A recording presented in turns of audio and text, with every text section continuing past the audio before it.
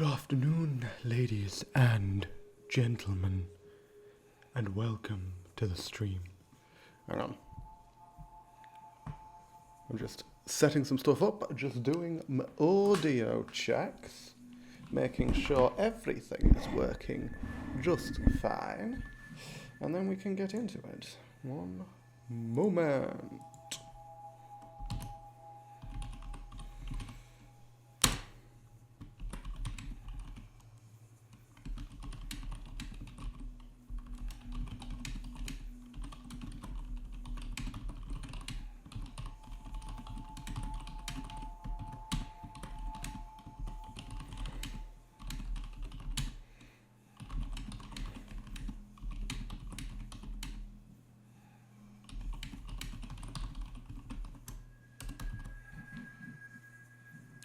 Posting on the Discord, because I have that now, about being live. First time I had to do this, and I didn't think through how I was going to do it. One moment. Oh, there we go. You heard double me. Steel Soul. Yes. Not only Steel Soul, Lexi, but Steeliest Soul. The most Steel Soul.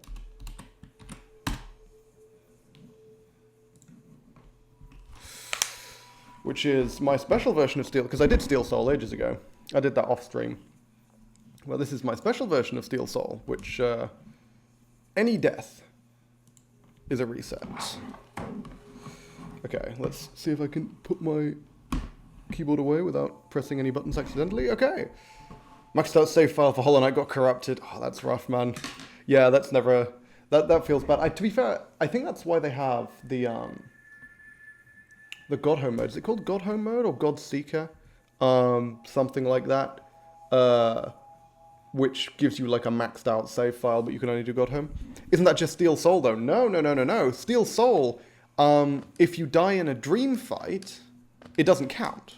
You just keep going. But in this run, if I die at all, I keep going, and we're going for God Home ending. Not only the God Home ending, but we're going for the flower ending. Hello, Oblivious. Good to see you. Oh, so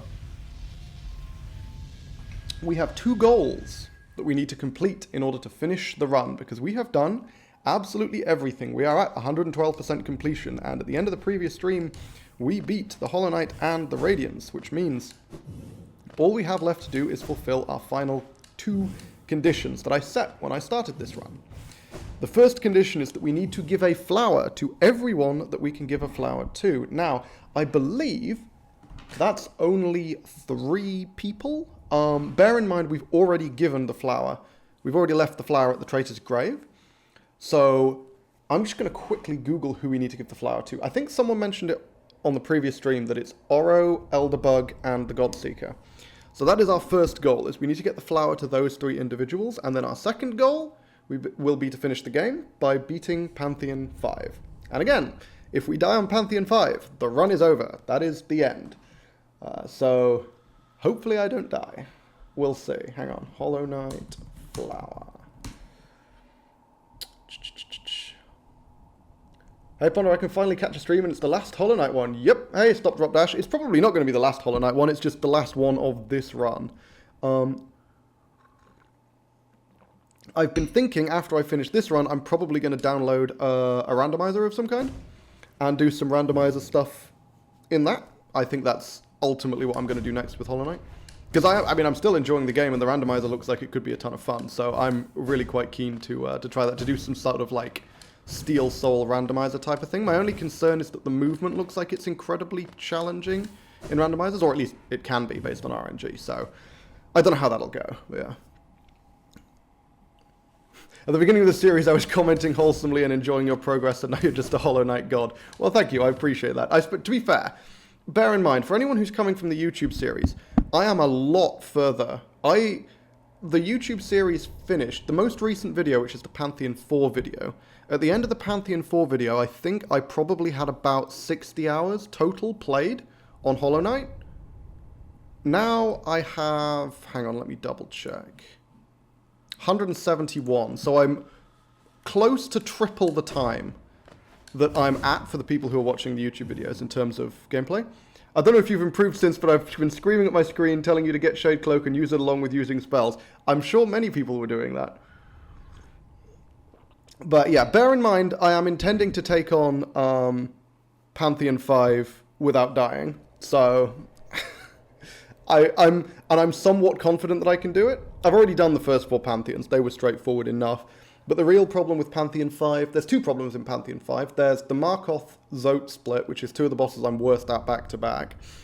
And then, then it's Absolute Radiance, of course. I have over 200 and still can't beat P5. I mean, to be fair, Absolute Radiance is a nightmare. Absolute Radiance is an insane boss. We're going to see how it goes. Either way, the run is ending today. Whether it is success or failure, I don't know. We'll see. Steel Soul doesn't kill you in the Pantheon. You are correct. Stop, drop, dash. That's why this is the steeliest Soul run, in which I have the extra rule that if I die at all, I have to reset. Because I've done Steel Soul. I did Steel Soul ages ago. But for this run, I wanted to do true permadeath. So any death at all, under any circumstances, is a reset, which in this case would include the Pantheons. But you're right that in regular Steel Soul, the Pantheon doesn't kill you. But yeah, and the other rule for Steelier Soul was that we have to do the flowers. So I'm just pulling up a list of the people who we can do the flowers with, who we can give the flowers to, rather. See if it's... Where's it? Is there a list on the wiki somewhere? Because delicate flower. Okay, I'm looking at the quest. I should be looking at the page for the item, I guess. Additional flowers can be acquired. These can be found growing near the original grave, or hang on, where does it say? Okay, interesting. So the new start location is the grave. In I did think about that because I'm like the Grey Mourner is gone. How do we get another flower? You have to go to the grave where we left it, which means we're heading to the Queen's Gardens. Let's see. Who do we give it to? Who do we give it to? Yeah, okay, so it's Elderbug, Oro, and the Godseeker. Cool. Okay, but only after completing 2 Pantheons. Yeah, because it's not like conscious, not properly conscious until you've done 2 Pantheons, is it? Okay, cool. It's possible to offer a flower to Eternal Emilitia and the White Lady, though they both decline it. Nah, we're not going to do that. We're only giving it to the people who will accept the flower.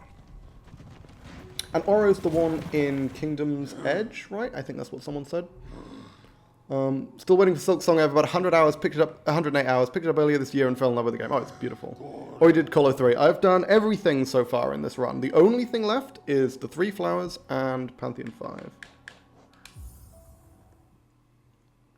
I've been watching your streams for a little bit. I've been watching the YouTube channel a lot, but I still don't know what to call you. Usually people either call me Ponderer or Chris, which is my real name. Chris is acceptable. Ponderer is acceptable. Ponderer is also acceptable. As long as I know you're referring to me, it's usually fine. But I think most people go with Ponderer.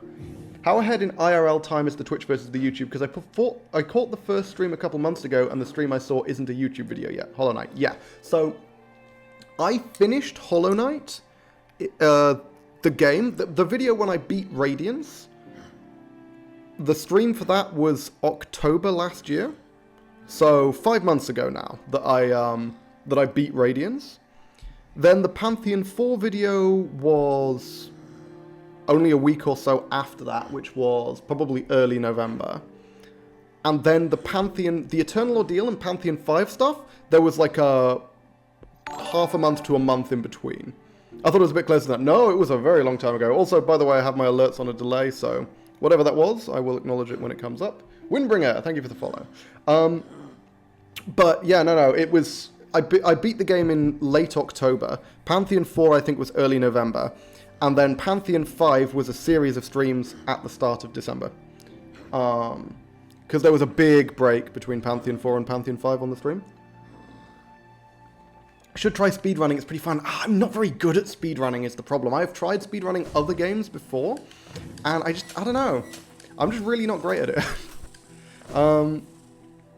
But yeah, no, that's one of the things, because I beat almost the entirety of Hollow Knight in 3 weeks.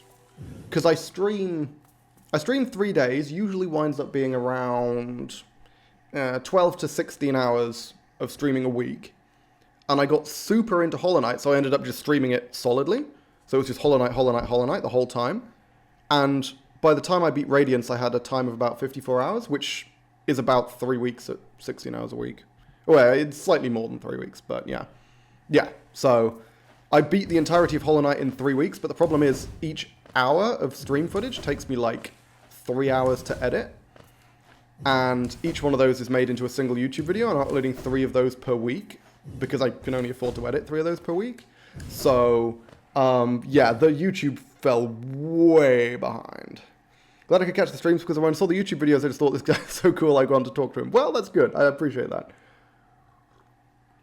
Hollow Knight has a pretty linear speedrun. You can move past a lot. Yeah, I bought Hollow Knight, I spent all day playing it for a full week straight. Oh, it was crazy good. Are you going to be doing Silksong? Oh, yes. Oh, absolutely. This game is phenomenal. I absolutely love this game. And if Silksong is anywhere close, it's also going to be amazing. But yes, so on with the run. Who do I want to do first? Let's do the one I care about the least first, which is Nailmaster Oro. Oro also, I think, is going to be the hardest, because that's a long fucking way. Queen's Gardens to Kingdom's Edge? Good God, I mean, what's the best route here? Oh, shit, hang on. Sorry. Whoops, okay. I can't dream, well, I can dream gate, it's just going to break.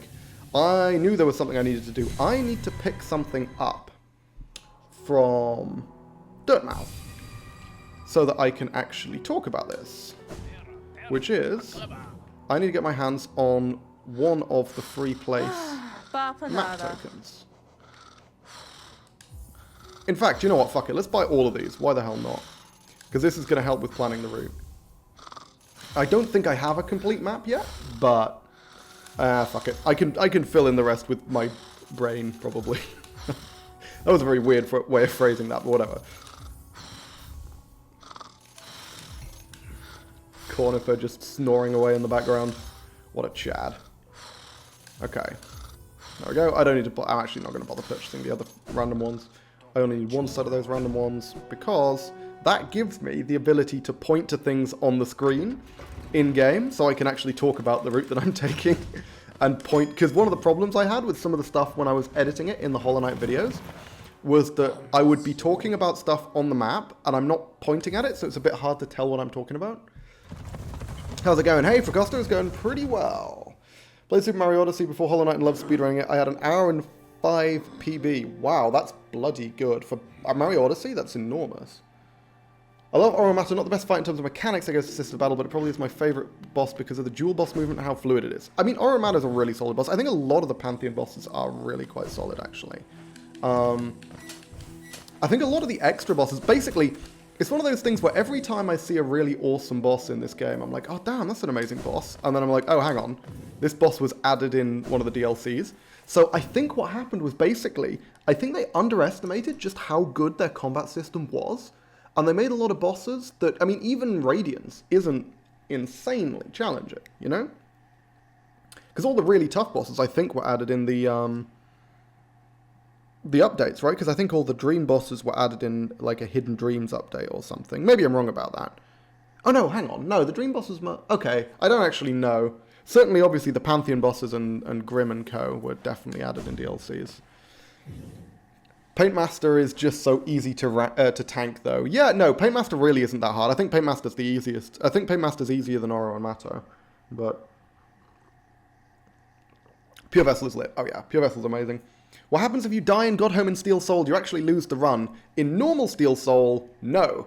But we're not doing normal Steel Soul. We're doing my Steeliest Soul run, which has extra rules. Yeah, normal Steel Soul, Dream Bosses, and Godhome don't kill you. You can just die there and you'll be fine. You just come back normally. In this run, if I die, I die. That's just how it goes, for any reason. Hello there. Hey, Play Like Piggy. Good to see you. Okay, we have a flower now. And again... No, sorry, haven't followed the series. Oh, no, that's absolutely fine. I'm probably going to have to go over the rules a couple of times with new people, because people are going to be coming in and be like, oh, Pantheon 5, but I mean, you just get to try it over and over, right? And I'm like, nope, that is not how this run works. I would not be concerned about it if that was the case. Okay, so how the fuck do we get to Oro? I mean, we probably just go out Queen's Gardens to Queen's Station, right? Then What, through fungal to the waterways? How tricky is the waterways to get through? Because this area is kind of okay, because the mantises aren't attacking me, but waterways is kind of rough with all the fucking flukes. I guess there's not a ton of flukes up here. I think this is what we go for, right? We go over here, and then maybe... No, we need to go up, don't we? Then through City of Tears to here. That is a long fucking way. To go without taking a hit? God damn. Right, well, I mean, no time like the present. Let's get to it. Basically, what I'm going to do, instead of, like, clearing the route ahead of time, what I'm going to do is I'm just going to go through it until I get hit, then I'm going to teleport back, grab another flower, and then keep going through, and then that area will be clear. So it might take multiple attempts, but hey, we'll see how it goes. Nightmare King Grim is an actual nightmare. It took me like 7 hours to beat, 5 of which I did in one sitting because I was so determined, and then I beat it then. Yeah, no, I mean, Nightmare King Grim, Pure Vessel, I think are both phenomenal bosses. They're incredibly well designed. Shame about the, shame about Absolute Radiance, but you know, whatever. When do you think Hades YouTube videos will come out first? The first Hades YouTube video is going live. So the Pantheon 5 video comes out on the 12th, this Sunday. Hades is the Tuesday after. There is no break. It goes straight from Pantheon 5 into the first video of Hades.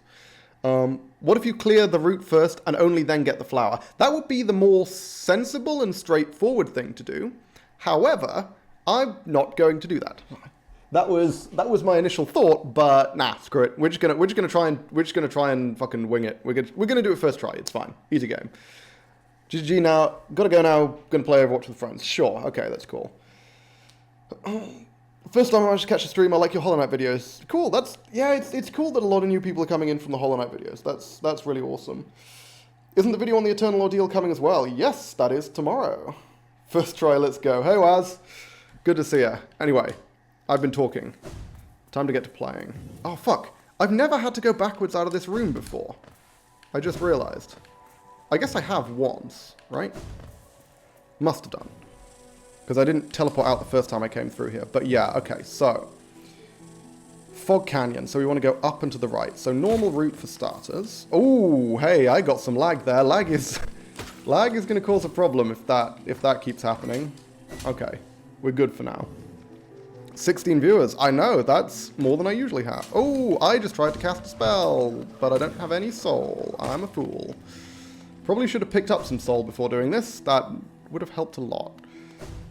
Yeah, definitely should have picked up some soul, actually, because quite a lot of these enemies in the earlier stretch of Queen's Gardens are much easier to beat when you have soul. Most notably, these chaps. Because killing them with soul means they don't turn into deadly spike balls. Okay, good. Got the double hit, which is pretty common on those guys. I think there's a third one, right? I need to be super careful because some of the scenery is, like, obscured.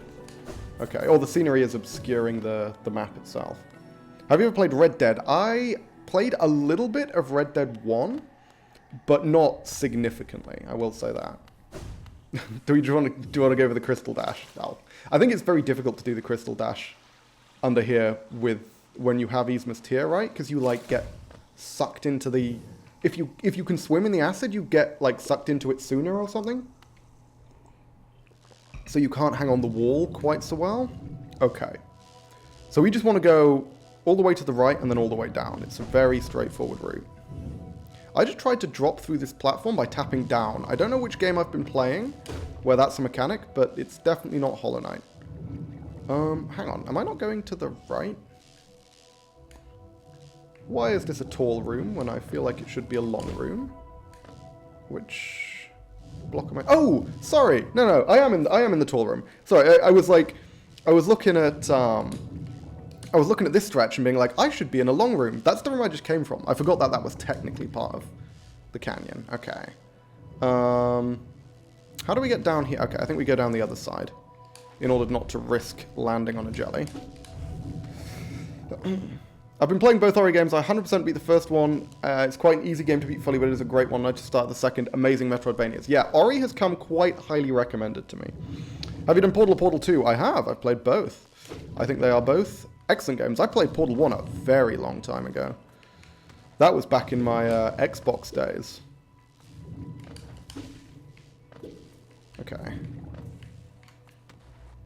There we go. Whew. Again, just be careful, just be real chill. Real chill, don't worry too much about it. Now, fungal waste is going to be a long block, isn't it? Because we want to go like this. Into the waterways. It's hard at first, but as soon as you find the spot you need to go to, Ori is awesome. Yeah. As I say, Ori has actually come recommended to me from a couple of people. It's one of those. It's also one of those games I've kind of had on my radar for a while, as being a potentially fun play. So it's definitely something that I'm thinking about doing. I actually have Ori potentially as the next game I'm going to make into a YouTube series.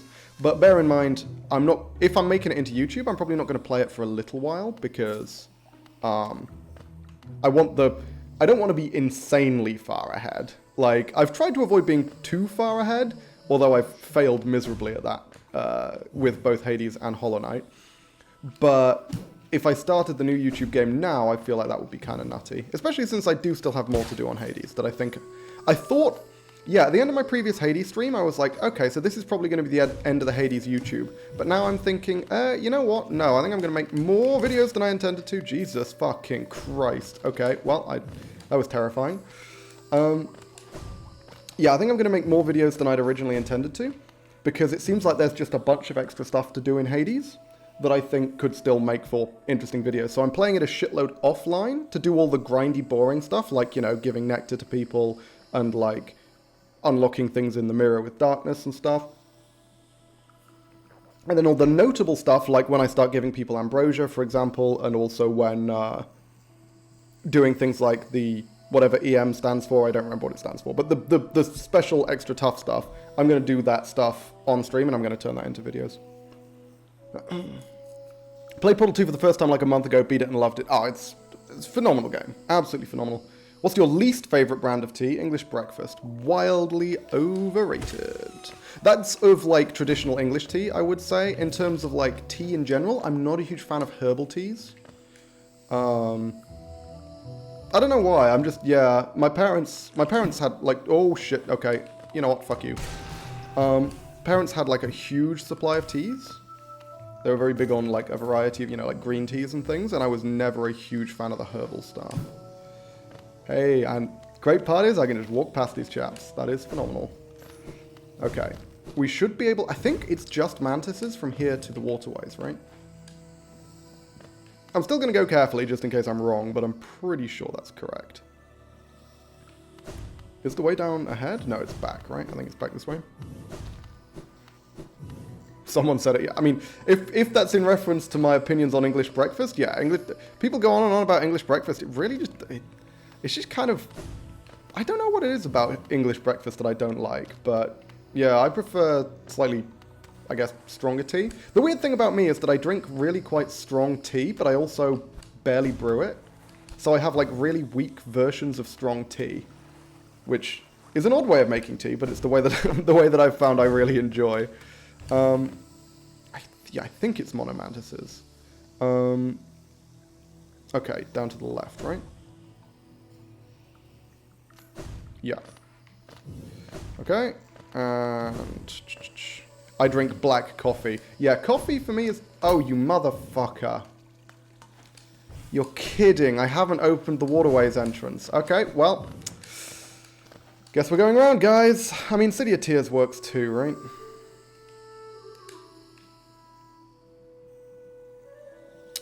God fucking damn it. Okay, we'll have to go through City of Tears over this way instead.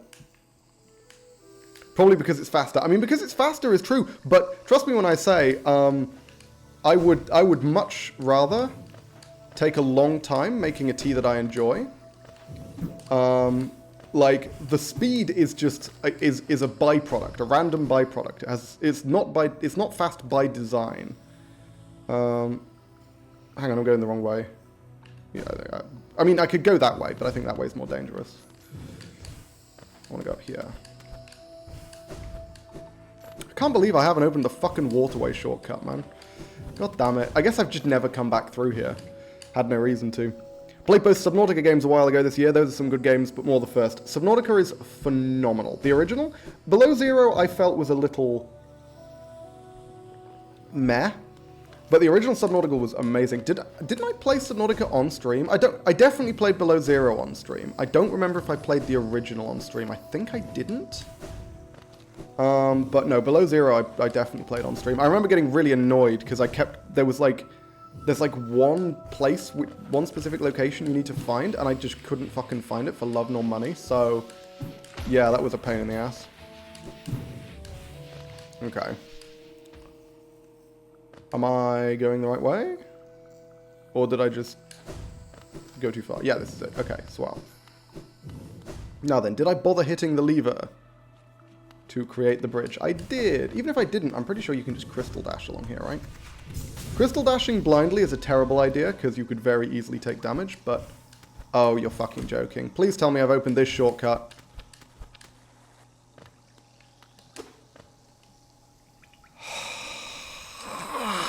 Why are there so many one-way fucking shortcuts? Oh my god. Okay, so we have to go up through fungal wastes, around here, and down the cocking elevator. My god. What is this? Okay. Okay. Let's try this again. Why are there so many one-way shortcuts? Below Zero is definitely meh. Yeah, no, I absolutely agree. Subnautica is a bit tedious, but the way it handles the Reaper Leviathan is excellent. Oh yeah, incredible. Hey, Machi, good to see you. I'm getting pissed off because I'm trying to plan out a route based on a load of shortcuts, which I apparently never opened. Put it this way, if we die to the sodding flower, we are going to go through and just open all those shortcuts. If we lose the flower here, we're going to open the fucking shortcuts. We're going to head ahead, and we're going to open them because this is annoying and I'm stupid. I should be going to the right? Or... Yeah, it's this way, I think. I think that's the room I'm in. Yeah, okay, cool.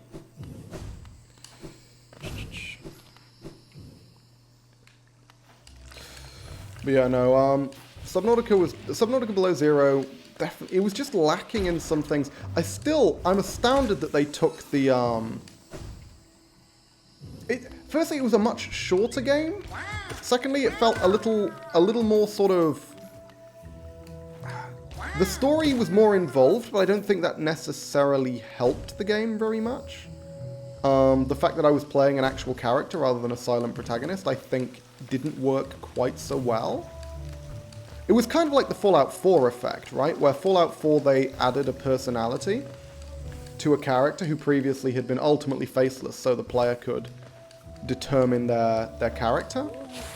And in so doing, they gave their character immutable motivations. Things like, I want to find my son, right? That was a pretty key motivation. Also, fuck me sideways, that was close. But the problem was, for example, for me, when I first played Fallout 4, my first playthrough of any Fallout game is always Snipey Dave, who is 80 years old, hates all people, and lives alone in a base full of traps with his dog. That's what Snipey Dave does, right? And that simply doesn't mesh with the character as presented in Fallout 4. And it's great, because I can play like 85 to 90% of the game as Snipey Dave, just doing everything that Snipey Dave would do, and that's a ton of fun. But then suddenly I get into a conversation with someone, and I'm like a 40-year-old, or like, you know, mid-30, 40-year-old man, being like, oh my god, I need to find my son. And I'm like, Snipey Dave does not have a son. He never has. And if he did, he would shoot them. That's how this works. He does not trust people. So that was kind of annoying, and I felt like Subnautica Below Zero had hints of that as well, where, because you get, what's the term? It's the ludonarrative dissonance, right? The difference between gameplay and story, where the story says one thing, but the gameplay suggests another. Like, the fact that your character is presented with this urgent, important motivation, and yet the gameplay encourages you to fuck about for ages, just doesn't quite fit. It leads to this odd situation, you know? Where you're playing the game the way you want to play, and the way the game seems to be recommending you play, but it also doesn't fit with the character as it's presented. It's quite strange. I used to not have a lot of money, so I wouldn't really buy games because I would only get things for birthday and Christmas. Now I'm editing for a YouTuber, so I have some money to buy games, so I've played a lot in the last year. Yeah, I mean, oh, fuck me. once you find a way to actually get an income, and also if you have the free time, because those are the two things you need for games, right? Time and money. Now, I always used to have quite a lot of time, but not a lot of money. So what I would do is I would take a game like Skyrim, which, you know, is the price of one game, and I would play it for 2,000 hours. I mean, I literally have 2,500 hours in Skyrim. It's my most played game. But yeah, I mean, most games I would play took a long time. That was the idea. I would get a ton of time for my money. And now I have quite a lot more money, but I still buy games the same way, in that I will buy them and then play them forever. Because if I see a game which I think, oh, I'm only going to play this once, I probably won't bother buying it. That's just how it comes up. Ludonarrative Dissonance was hilariously bad in one of my favourite and least favourite games of all time, Detroit Become Human. I've heard of that. It's a bizarre game, objectively bad writing, yet the world building and characters are amazing. Yeah, I mean, that's an interesting combination. Obviously, we want to kill those guys before they get anywhere fucking near me. I did forget that one was going to explode, so fortunately, the Gome stopped me from walking into it. I'm not entirely sure of the route I'm going to take. Okay, I was going to say, we need to... Whoop, shit. Good, okay, we're out of range, this is fine. We're going hard right, aren't we? And then down towards Salubra, but then over to the left. Okay.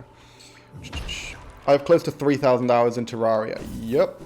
Terraria seems like one of those games where you really can just play it for an unbelievable amount of time. Careful of Gomi boy. There we go. Like I say, I would prefer not to have to do this multiple times, so if we can get through this immediately on the first try, that would be phenomenal. Oh, this is just a jumper. Ooh, I did mistime that, so it's a good thing I was one-shotting that guy. And now we leave, because I think I was in range of the explosion there, but he stays dead, so we're fine. Now, I think there's a boom boy here. Oh, there's that guy. Oh, yeah, there was a boom boy, but I think I just exploded him. Oh, this is Salubra. I'm going the wrong way. Hang on, I need to go left there. Below Zero also handles the worst areas worse, being more glowy and enclosed, so the Leviathans aren't coming from the open water surrounding you, along with how much more linear the map is, and astonishingly being only 1/6 the size of the regular Subnautica map, along with other game and story design flaws. Yeah, for me, the biggest thing about Below Zero was it felt so much smaller. It felt like an expansion to Subnautica, rather than Subnautica itself. Like, the new designs for creatures were cool and interesting, but, again, it just... There was just something about the fact that I got through the entire game incredibly fast, because there really wasn't much going on. And there was a lot less exploration. Yeah, it was just... Yeah. And the one route which you had to take took me fucking ages to find. The one which leads past the Shadow Leviathan took me ages to find that. I spent a long time being super confused. Because they removed the sonar module as well. You couldn't get sonar module on ships. At least I don't think you could. Which was my absolute favourite module in the previous game. So I was like, why did they take this out? This added so much to the game. That was my biggest question about Below Zero. Many times I asked myself the question, why was this removed? Why did they take this out of the game? Why did they make the game smaller and slightly worse by removing features and by removing elements? They added some stuff, but they removed a lot more than they added. Oh, we've got to deal with the flying motherfuckers. Yeah, I'm not happy about this. Because these guys are a pain in the ass. Okay, that's... Shit, bad man. Okay. Fortunately, we do one-shot them. But... Okay. Oh, shit! Okay, that was nuts. There we go. Jesus. I really should have picked up... I really should have equipped Mark of Pride. Mark of Pride would help a lot here. Original took me 40 hours to beat. Below Zero took me 15. Yeah. It will never be as good as the original. You can have sequels that are as good as the originals. But it just so happens Subnautica Below Zero wasn't one of those, unfortunately. Which was a shame. It really dropped the ball in a number of areas. Okay, we've got... Is this the route? I think this is it, right? We just have to go the normal way into... Hang on, where am I? So I just went through that room, Yeah, we want to go down here, I think. We could go to the right or we could go down. I think going down is fine. I don't know which one's easier. And is, you know, less full of nasty, dangerous villains. There we go, got him. Just don't get hit. That's the plan.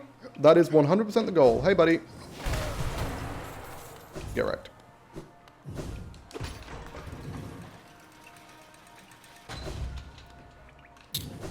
Ooh, I don't have Salubra's Blessing, do I? So I can't get Soul back here. Damn it. I should have gone to Salubra. Because that would be great if I could just refill my soul every bench. Never mind. Hey, buddy. Oof, that was... I nearly fucked up that timing. Jesus Christ. Okay. It's pretty scary. Yeah, cool. We can just head along the bottom here. Because obviously we've already opened this whole area. Landing on enemies is tough, because it means I have to, like, pogo and shit, and that's... Pogos... I mean, I'm reasonably confident about pogos, but if I can just D-Dark and avoid having to pogo at all, then that works for me. Yep, those guys are actually really rough when I don't have increased range. Okay. Now we're back on track. This is where we would have emerged from the waterways. So we lost a fuckload of time, but we're now actually on the route I was intending to take in the first place. You definitely can have sequels better than the original if you choose to correct the flaws the first had and learn from it along with general improvement and story building. Yeah, exactly. Like, if you spend a decent amount of time on the sequel, I think you can easily make it better. Why can't you get hit? You're doing the flower quest. Yup, we're taking the flower to Oro in Kingdom's Edge, which is going to be rough. Do you think you will ever do Glass Soul where damage ends the run? Absolutely not. I would consider doing Glass Soul where damage kills you, but not combining that with permadeath, right? So it's like, oh, you have to get through each encounter hitless, but you have multiple attempts at each encounter. I don't think I would ever do one hit literally ends the run. That's not something I have any particular interest in doing. That sounds awful. Because it would just wind up being so insanely grindy. Now, I'm pretty sure there's a height at which I can C-dash here, but I don't know what the height is, so we're just going to do this. And try not to get intercepted by these guys. Blink. There we go. Okay, we're good. King Station. Okay. I mean, we're doing alright so far.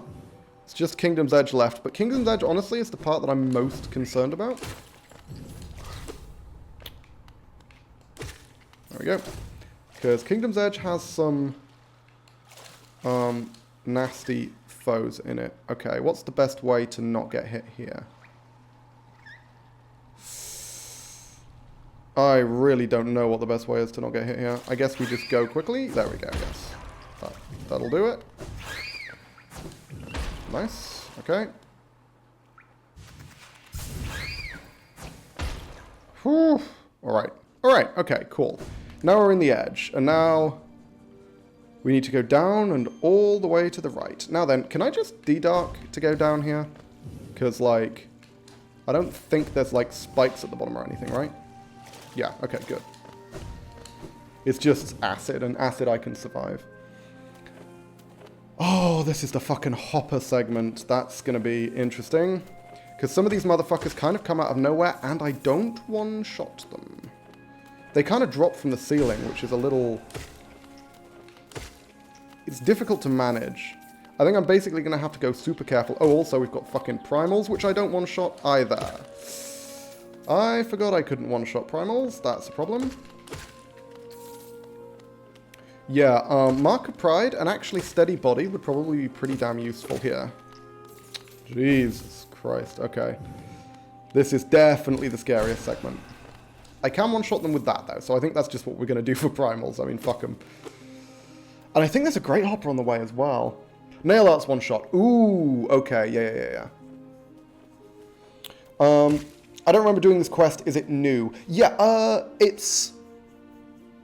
Well, it's not new. I think it was added in Godmaster. So I don't know if it's new, but I think previously previously, you always used to be able to bring a flower to Elderbug, I think, but you didn't used to be able to bring one to Oro. Actually, come to think of it, I did double check, right? Kingdom's Edge. Okay, thank fuck. I was like, I did double check that Oro is indeed the one who lives in Kingdom's Edge, and I'm not just doing this trip for nothing. Okay. I'm pretty sure there's a Great Hopper here, right? Yeah.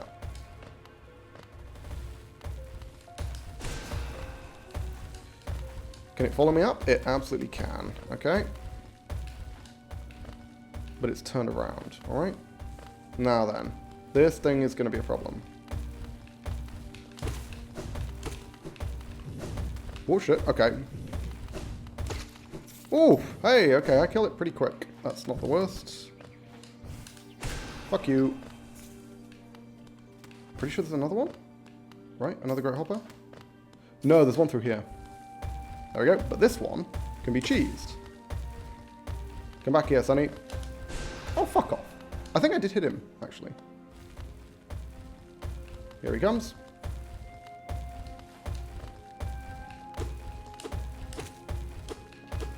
Ooh, fucking hell. There we go. Jesus wept. Oh, and a third one, apparently. I didn't think there were that many. Nope, nope. Shit, man.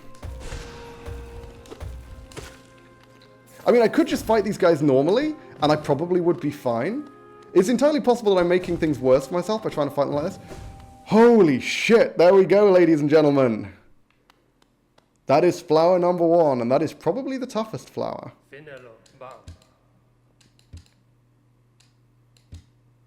How do I give him the flower? Or do I need to talk to him a couple of times first? Yep.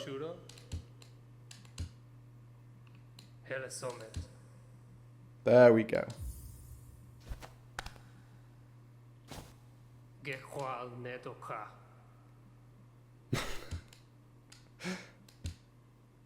I think he's lying. I think he's being tsundere. I think he likes the flower. Okay, there we go. First try. In which case, the next two should be way fucking easier than that. However, what we are going to do is we're going to open the fucking waterway shortcut. Because Jesus Christ. Like, that, because we're going to need that for the Godseeker, right? What's the best route for the Godseeker? It probably is just... Yeah, it's going to be that, isn't it? Okay, and then obviously Elderbug, I mean, we nearly fucking got to Elderbug following that route, so I feel like that works. Might be easier to go up Fog Canyon through Green Path? No, I actually don't know about that. Because Fungal Waste is pretty trivial. I feel like the Fungal Waste route is one that I know quite well, so I should probably just stick with it. Okay. Flower number 1, ladies and gentlemen. Flower number 1. There's Hollow Knight multiplier mods, which open up so many doors. Yeah, I should definitely get some of the convenience mods, just to open some of this stuff. Okay. What was I going to do? I was going to open the waterway shortcut. So let's go to King Station for that.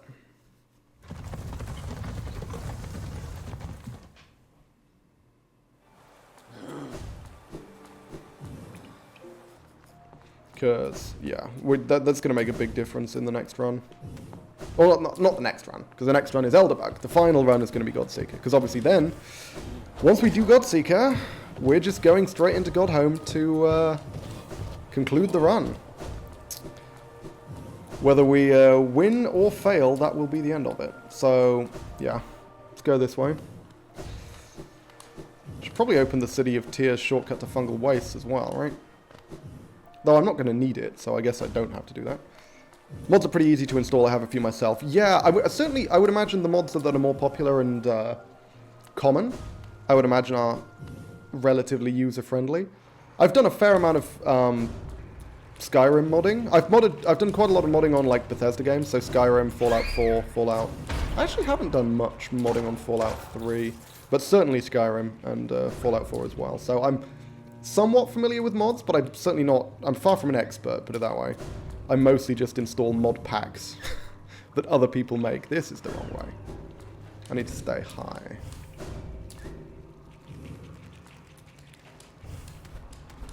Always stay high, ladies and gents. That... Oh, what? Hang on. Nope, never mind. No, that was right. Fuck. I'm a fool. Also, these guys respawn when you change screens? Good lord. I didn't know that. There we go. Yeah, this... Sorry. The bench is further down. That is, in fact, what we want. Fuck you. Good thing I don't have the flower anymore, eh? No. Fucking die. Goddamn worms. Oh, there's a rancid egg. Not that we need that, because we have, like, infinite geo at this point, but whatever.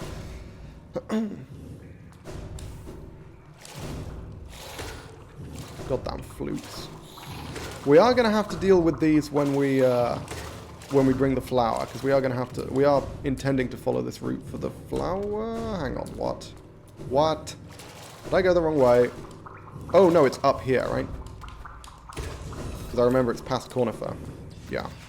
This way. Okay, so we're not going to have to deal with the flukes. We can go above them, I think.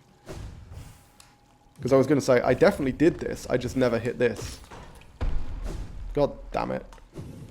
Pearl flip bugs flip upside down when you hit them, and their name is also pill flip backwards. Yep, it's like Girafarig. It's a palindrome.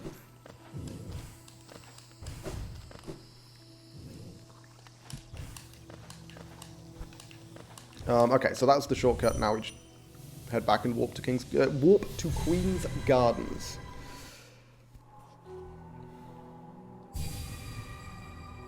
Come on. Are you always stunned for that long, or is there a button that I'm supposed to press to make you not be stunned after doing a teleport? Because I keep trying to spam dash, but it doesn't work. Okay. Elderbug's next. Elderbug, as I say, these next two should be more straightforward, but that's no reason to underestimate the route. Because to be fair, going upwards through the infected crossroads, especially this room here, this could be pretty rough, because you're going to get attacks dropping on your head from fucking miles away, and you're not going to be able to see them coming. So that could be a challenge.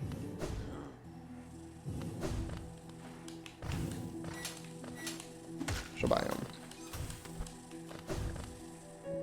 It's funny how the moths worship Radiance because moths are attracted to light. Yeah, I mean, it makes a lot of sense. The fact that Radiance is a moth and is worshipped by moths, it's just a really good, it's just a really good detail. Okay, Delicate Flower number 2, and this one is bound for Elderbug.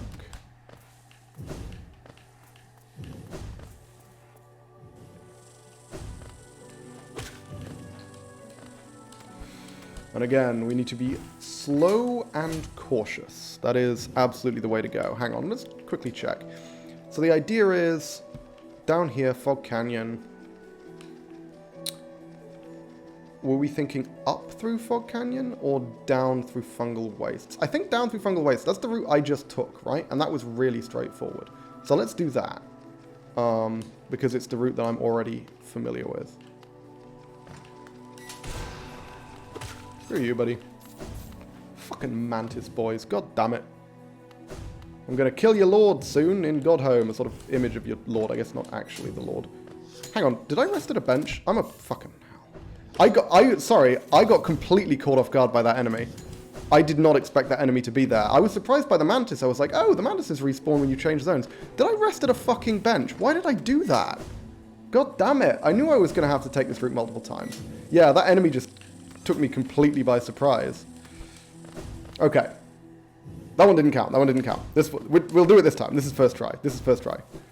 Ignore the actual first try. That was my brain being stupid. Favorite boss, Pure Vessel. 100%. I think it's amazing.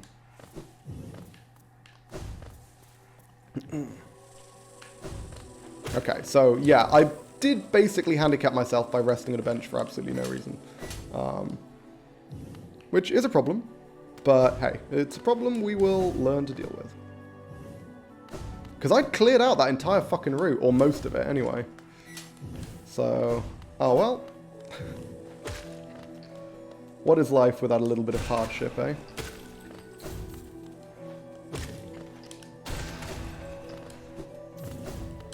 There we go. Yeah, one thing I've learned about myself, particularly from playing, particularly from Hollow Knight, actually, from doing a lot of the tougher challenge stuff in Hollow Knight, when I see something I don't expect, like an enemy that I'm not expecting to see, or very commonly, if I get hit by an attack that I was not expecting to hit me, an attack that I thought was going to miss or that I thought I was going to dodge, but it hits me, that throws me off, like, massively. And for some reason, I like, very frequently then get hit again. I'll very frequently, like, fuck up when I get surprised by something like that. I don't know why it always gets me, but it really does. So very frequently, if I get hit once, I'll get hit, like, another 2 times in a row, which is really bad. So is it in your playthrough you kept jumping over Pure Vessel instead of Shade Cloaking through it? Depends on what you mean. My strategy for Pure Vessel is still to jump over it, most of the time. You just pogo.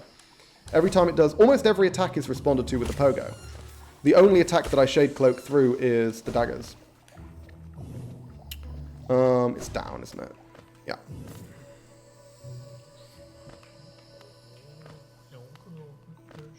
But the vast majority of the attack... Oh, that's Mr. Mushroom, isn't it? Forgot about him. Yeah, whatever. He can chill there. I was wondering what that noise was.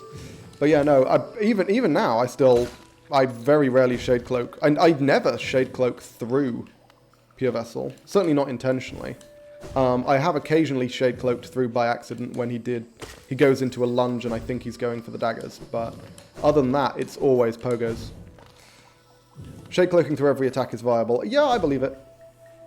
Well, no. I guess every attack apart from all of his basic attacks. Because I guess you can't Shade Cloak through the Shadow Tentacles. Shade Cloak away from it, I suppose. But you certainly can't Shade Cloak into it.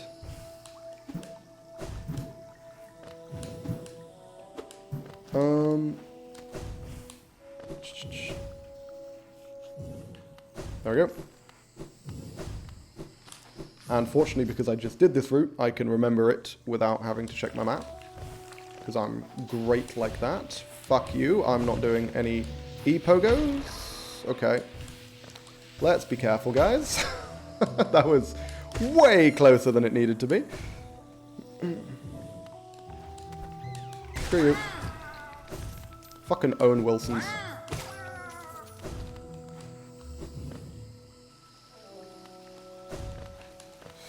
And then, yeah, as I say, the one room that I'm really concerned about is the room with all the infected gruzzers, where they're just dropping a load of shit. Because it's very, very easy to just randomly get hit in there. Oof. Fuck off, sir. I did not see that guy.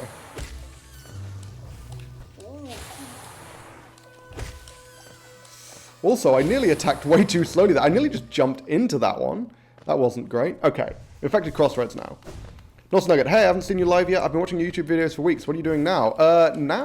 Right now, you have come in for the finale of my Steeliest Soul run, which is Hollow Knight Steel Soul, except all death is permanent, not just death outside of dreams, so Pantheons, Nightmare King Grim, etc.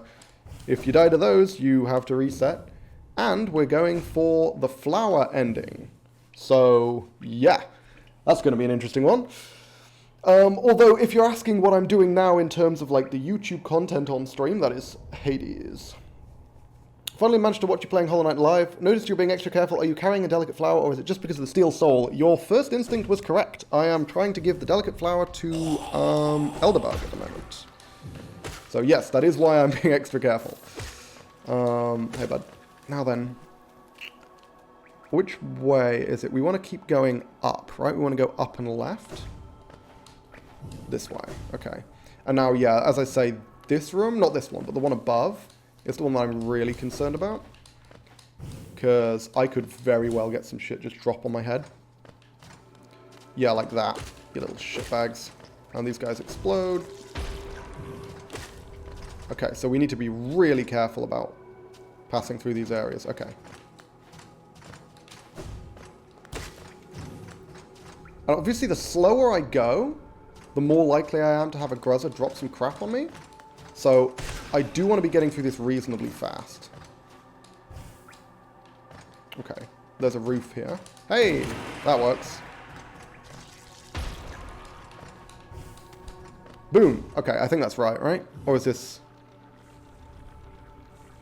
This might be the halfway point. I think this is the halfway point. Can I go further up? Yeah, okay. I need to go further up, in fact. Hang on. Okay, there's a platform there. There's a platform above me there. Okay, there's where the Gruzzer is. Ooh, fucking hell. Piss off. God damn it. Okay. Oh, you motherfucker! He turned around!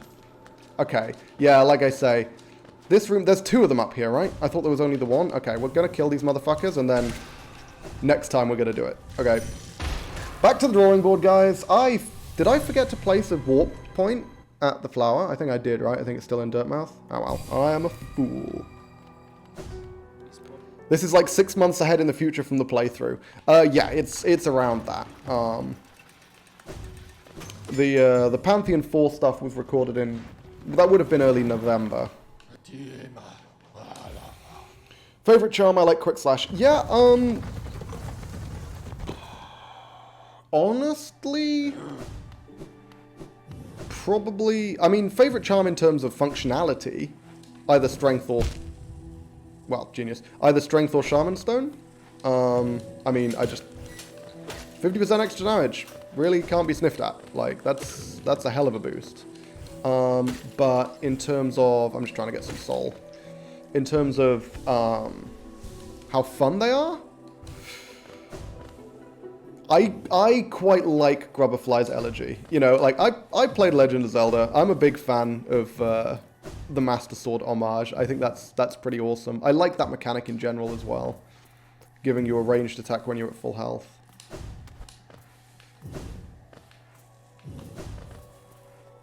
Grubberfly's Elegy can be handy during this quest since it allows for more long-range attacks. True. I didn't think about that. That would have helped. I mean, well, it actually wouldn't have helped there, but it would be good in general. But no, I mean, that room, I knew that room was going to be rough because you can so easily just get crap dropped on you. I'm surprised I made it as far as I did, to be honest. I'm going the wrong fucking way. But this next run should obviously be much easier because I didn't accidentally rest at a bench this time. So, you know, I can actually waltz through these zones without a care in the world because I've killed everything of relevance. Not Fog Canyon, of course, because I didn't kill any of the big jellies in Fog Canyon, but hey. We can just be cautious in Fog Canyon.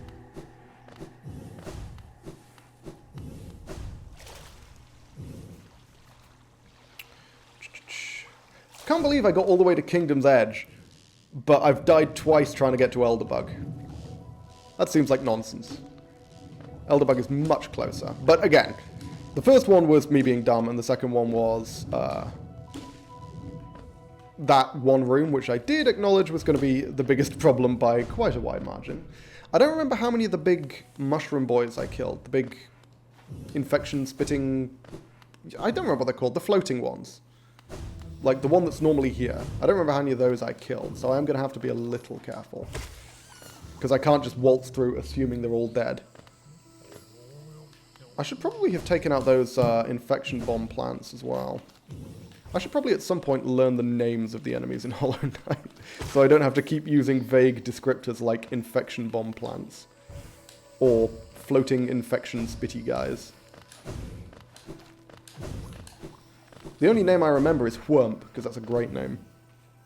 Ever played Undertale? I have indeed, sir. I mentioned this a couple of times in my Elden Ring playthrough. When I was fighting Millennia, the one boss in any video game that has taken me the absolute longest to beat is Sans in Undertale, who took me 9 hours. That is the longest I have ever taken to beat any boss. And I think it probably will not be topped for quite some time. That fight was extremely difficult. Ball of music though, so don't need to worry too much about that. Unrelated, but I need you to know, Chris, as soon as I started playing Overwatch again, they added a dating sim. I've lost my mind, I think. Well, no, they're just catering it to you, Mushy. It's fine. Okay, let's, Okay, it's that one. That's fine. We can just not give a shit about that one. Ah, I swear there was 3 in this room, but maybe I'm wrong. Oh, and I killed the big boys. Beautiful. Yeah, okay. We can just blast through here. I haven't beaten Sans and probably never will. It's a rough one. Although, admittedly, I'm not particularly good at bullet hell in general, so there is that element. I have a feeling this will allow us to get through the black barriers. I mean, you never know, right? Fucking anything could get you through the black barriers. You know what I never tried to get through the black barriers that I actually thought about afterwards, and I'm like, oh, I probably should have tried that. D-Dark. It feels like... I guess there's no way to... No, I guess there's no way to travel sideways with D-Dark, huh? But I was just thinking about it. I'm like, that seems like a logical thing that I should have tried. Or like Shade Soul. Did I ever try Shade Souling to try and destroy them or whatever? Because, you know, they're dark. It's darkness stuff, right? So there is an association there. It's not completely insane that those two would go hand in hand.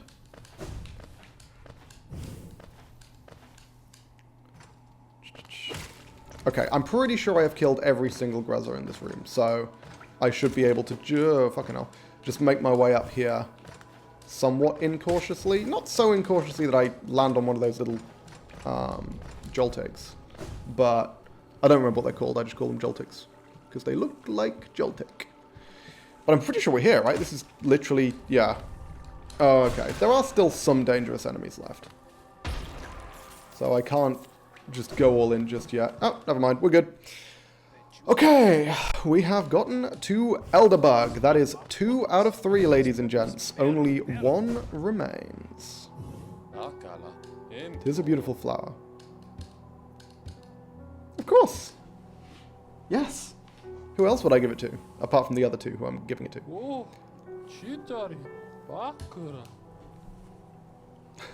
Oh, that's really nice. I've never given the flower to Elderbug before. I love the fact that he appreciates that so much. Oh, shit. Ah, fuck's sake. Don't go up the elevator, use Mantis Claw, a secret. I know about that, my friend. There are few secrets left in this game that I haven't found. I'm aware that there's a relic there. If you're talking about the relic. If you're not talking about the relic, then I don't know what it is. But, I had so much fun seeing how you had no idea where to use the eggs. It was so infuriating and hilarious at the same time. Well, yeah, I mean... Yeah, like, when you do blind playthroughs, there are some things you just don't find out. Like the fact that Descending Dark gives you iframes. Because I never really tried that. Or the fact that you need to give Rancid eggs to Gigi. Because I never actually used him to get my soul back.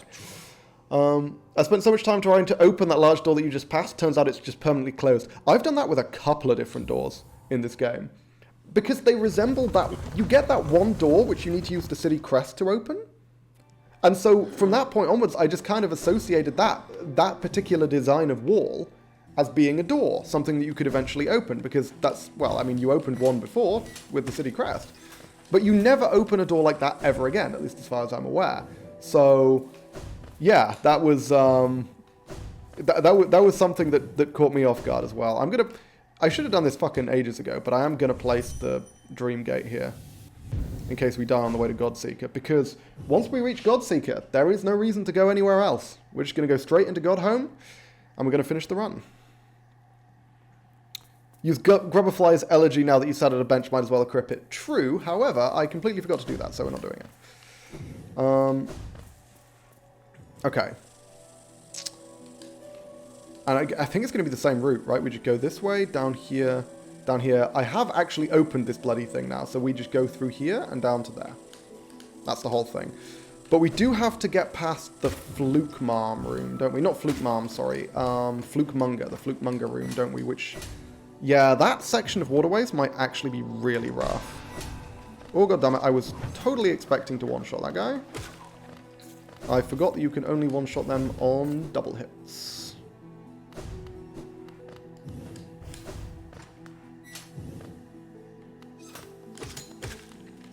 Quick, get the double kill before he can spike me. There we go. I just want to get soul off that one. I'm going to kill the next 2 with blasts. Because again, the fact that it makes their corpse not spiky is actually a really cool detail if you kill them with soul rather than killing them with your nail. Fully chars them.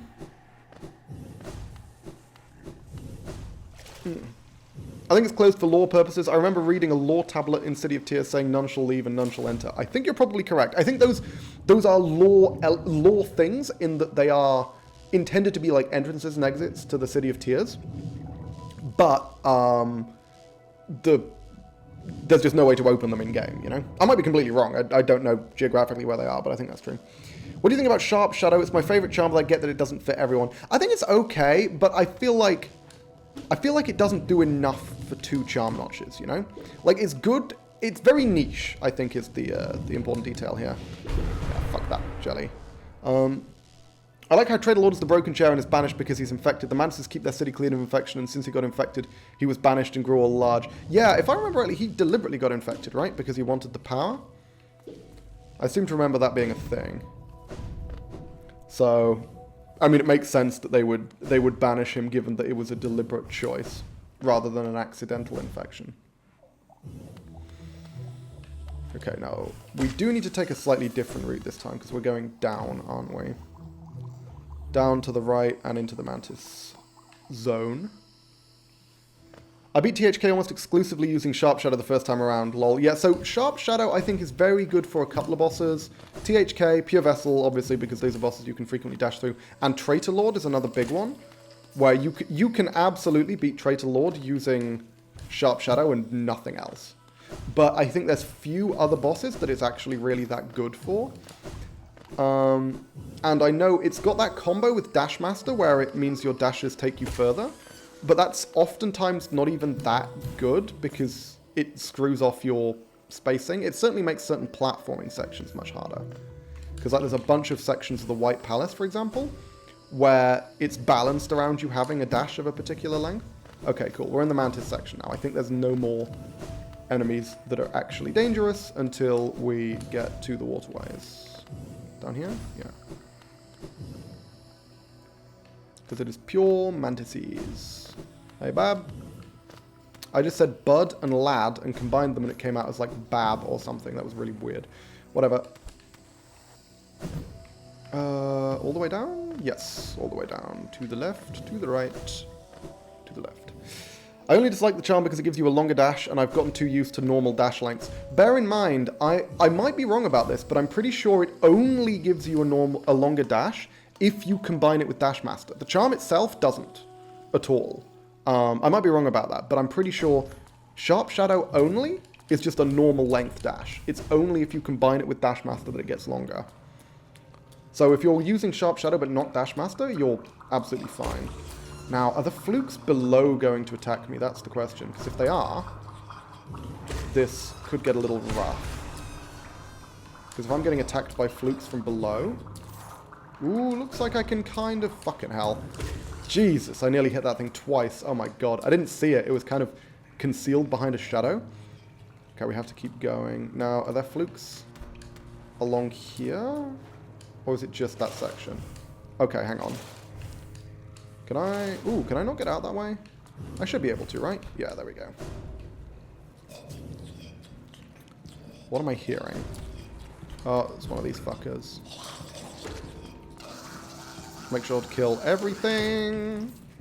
Jesus. Those guys are freaky, man. I think they can go up walls and stuff, can't they? Yeah, this part is going to be rough. But again, it won't be as rough on the second time through if we fuck it up, because we'll have killed most of them. Ever seen any speedrunners of Hollow Knight? The stuff speedrunners do is amazing. It really shows how much people need Silk Song, to be honest. Yes, I have seen a few speedruns. I'm going to try this. Does this kill... No, I was going to say, does this kill the extra dude? It does not. Oof, okay. Super careful. Got to kill the fluky boys, because... I mean, I could probably get through it. Not killing them, but that just feels unnecessarily dangerous, you know? Yeah, I think I need to keep going right, don't I? You know what, fuck you. Just gonna get these guys out of the way. Clear a path with a single blast. That feels like the right thing to do. Yeah, and okay. Now we go down to the bench. This is good, this is good. No, Shade Cloak upgrades the Shade Dash distance a bit. Oh! That can't be right. Because Sharp Shadow is unobtainable without Shade Cloak. Like, every test that people have done of Sharp Shadow would by necessity have to have included Shade Cloak. Fuck. I need more soul. Hang on. I'm going to try and, yeah, bait that guy up here. I was going to say, can I, if I can, de-dark them? Do they just, hang on, what? Do they die by themselves? If you don't kill them? What the fuck? I meant sharp shadow upgrades shade cloak distance. Yeah, no, that's what I meant. You can't get sharp shadow without shade cloak. So, by necessity, you have to have shade cloak in order to acquire sharp shadow. So, as I say, like I say, I might be completely wrong, but I thought it was only when you combine it with Dashmaster that it increases the range. Have I opened this? Motherfucker! I am a fool. Oh my god, that came up to get me so fast. Okay, yeah. You know what, I'm just gonna go and open that fucking shortcut. Problem is, if I had D-Dark, I absolutely would have used it there, but I did not have anywhere near enough soul, and I wasn't expecting that thing to just attack me quite that fast.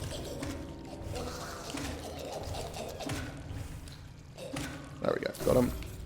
Clear out the flukes over here. Not that it matters, I'm just going to go around and open the shortcut. Fuck you guys.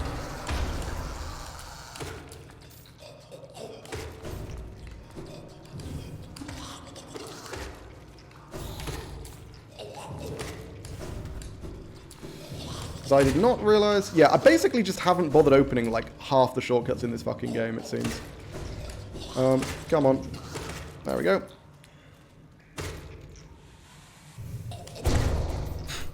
Guy never knew what hit him.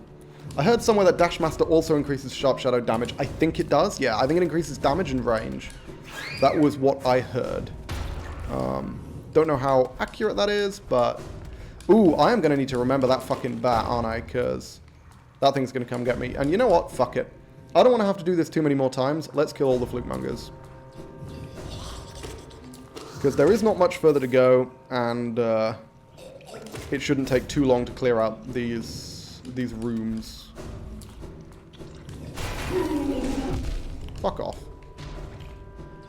Could you imagine if I died to a flukemonger? That would be hilariously embarrassing as a way to end this run. Take on basically everything that's significantly dangerous and then die to a goddamn flukemonger. Killing those guys isn't going to make much of a difference because I'm pretty sure they respawn, but... Okay, I'm going the wrong way, unfortunately. Apparently I don't remember the route. Fuck off, sir. Fuck off, sir. If Sharp Shadow gave soul, I would genuinely use it as the only melee weapon. Yeah, that's a good point, actually. I never thought about that. I guess it doesn't give soul. But, I'd be interested to see a Sharp Shadow only run. I imagine it would be quite boring, because you just... It is quite slow. Fuck off. Okay, screw you. Fortunately, they die very quickly. And I think you go... Hang on, I'm trying to remember the route, because there is a specific route here. You go up, right? Up and to the right? Yeah, it's this way. I'm going to kill this fluke, wherever the fuck he is. Come on, bud. Got him. And then up here. Ah, whatever. Okay, cool. That worked out just fine. And now what we're going to do is we're not going to rest at a fucking bench. I haven't cleared the entire route, because again, I was a fool, and rested at a bench like partway through that run. Oh no! I rested at a bench at the start of that run. We're good. As long as I don't rest at a bench, we're still golden. I think the third arena is the longest I've tried to beat something in Hollow Knight, around 10 hours because of that flying segment. Oh yeah, the segment where you can't touch the ground, and therefore can't heal. That's a really rough one. Because the arena is mostly based around, like, having really well-spaced healing segments. Basically, they give you the tough segments, and then if you get through those, you get a solid chunk of healing, and you can heal very frequently, except the flawless bit, where you simply cannot heal that much at all. And that causes some serious problems. Because suddenly you go from having essentially near infinite health, as long as you can find the time to recover, to having to get through a whole, quite tough, significantly long segment without any healing at all. And that is a significant shift in your approach to the game. you have to play like way more aggressively. And that is much harder to do. They just throw it at you so far, making you do so much. Yeah. Because the flawless segment is almost the end, right? I think there's only a minor segment that comes after that. And then you go straight into God Tamer. So, yeah, that is... It's a pretty rough one.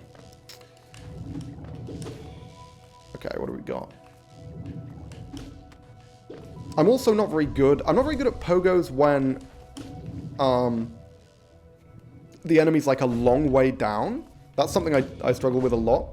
Because of the way you accelerate towards them, I always end up attacking too late if I have to drop a long way before pogoing something. Whereas if it's like right below you, it's nowhere near as bad. Okay, there's no reason to attack that guy. I just wanted a little bit of soul. It's mean. I mean, it is tough. Colo 3 is a very tough challenge. It's one of the toughest challenges in the game. I don't know if it's tougher. It's tougher than probably Pantheon 1, Pantheon 2, I think. I don't think it's tougher than Pantheon 3 or 4.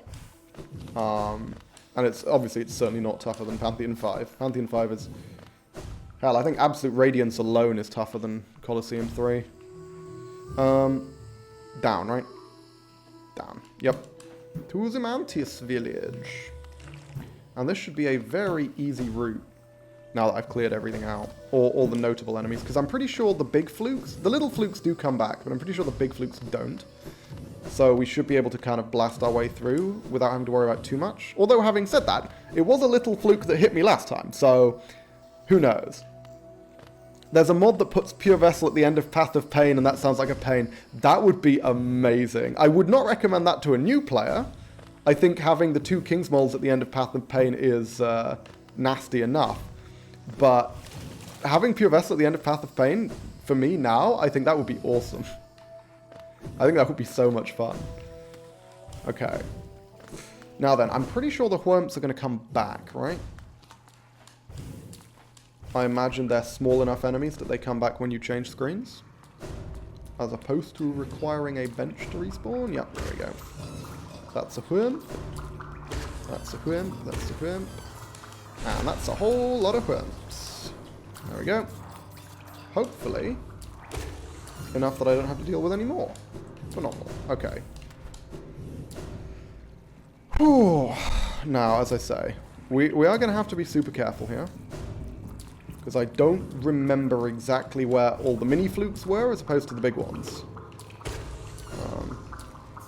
Just need to play it as though I hadn't already cleared the zone. Which way is it? Oh, it's to the right. It's to the right. We need to get to the bench. There we go. And once we get to the Flukemonger room, we should be good. Because, obviously, the Flukemongers, I think, are pretty much the only threat that you have to get past there. Do I go down? Down, right? Yes.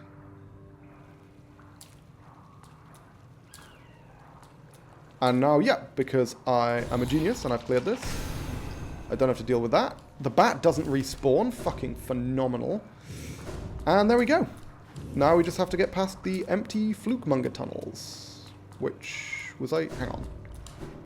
Is it this way? No, right? Go left. Long ass way to the left, and then down, and then up. I always get lost in this section, and I've no idea why. It really doesn't feel like it should be that hard to navigate. There we go. This is it. This is it. This is not it. Fuck. Okay.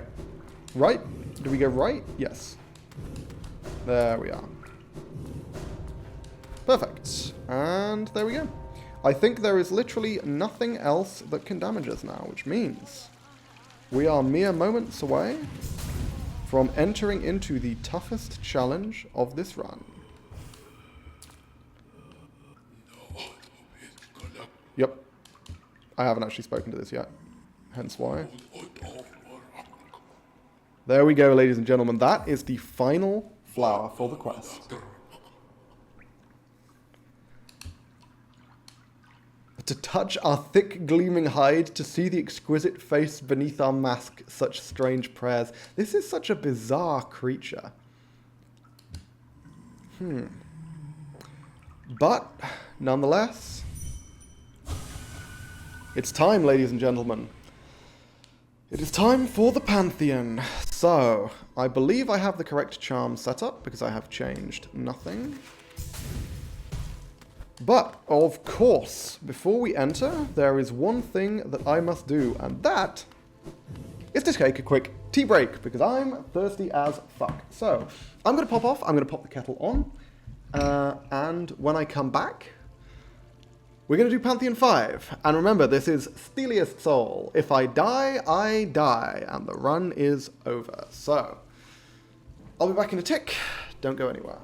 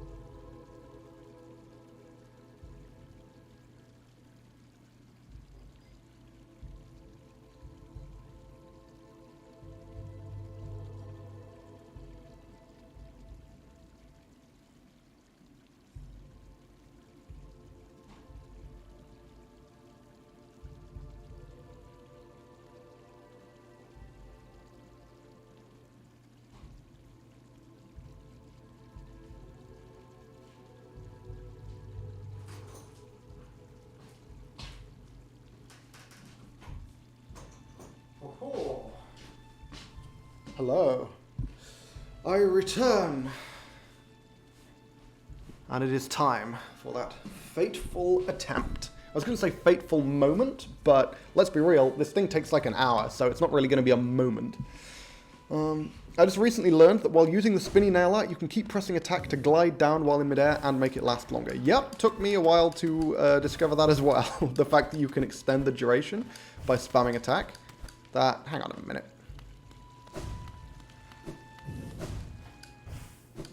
Oh, I haven't opened it. Sorry, I completely forgot. I was like, what? Let's go, ladies and gentlemen.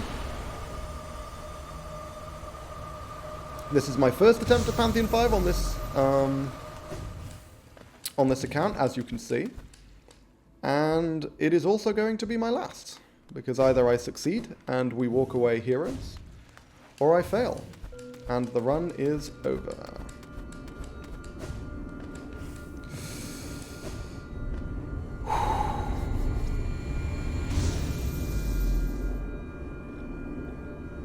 Main thing I've died to is Markov and Failed Champion. I've learned both since, well, not Markov, but Failed Champion. Yeah, so I mentioned this before. There are two parts that I'm scared of. There is Markov followed by Zote, which are two of the bosses I'm worst at. And there is Absolute Radiance.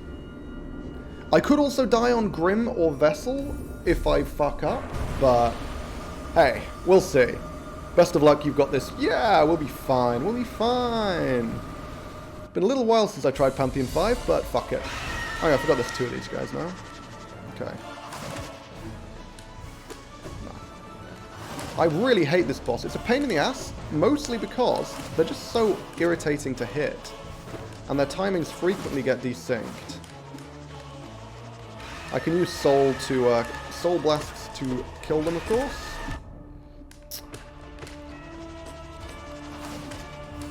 Taking damage early is basically not a problem at all, because taking damage isn't an issue. The issue is dying, right? And I'm never going to die on any of these bosses. I always attack before those things are fully fucking spawned. It's a pain in the ass. Come on. This one must be nearly dead by now. There we go. Actually didn't do the Zote story in my playthrough, so he isn't there for me. That does make it easier, I will say that. Zote is a real rough one. Okay.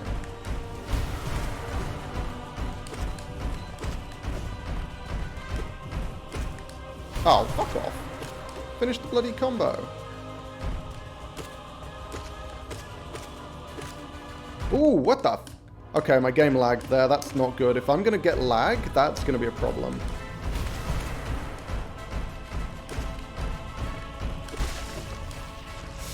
Yeah, I hope I don't get lag on anything that matters, because Jesus Christ. Lagging on Grezmother doesn't matter, but lagging on Markov or Radiance? That would be terrifying. Just... I mean, you can literally just stun lock this guy so easily, man.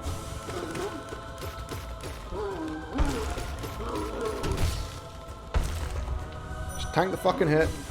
Get the damage off. Quick slash plus strength just lets you literally chain him like that, which is crazy. There we go. You can do something similar to Failed Champion, but...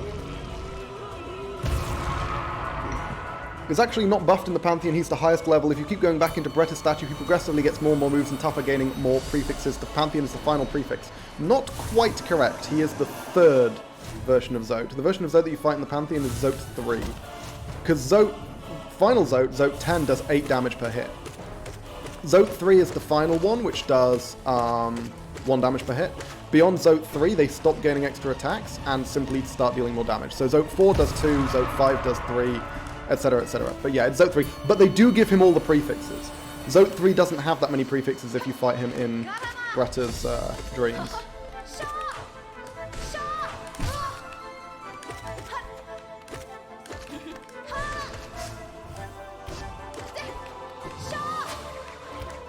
Oh, what? Okay.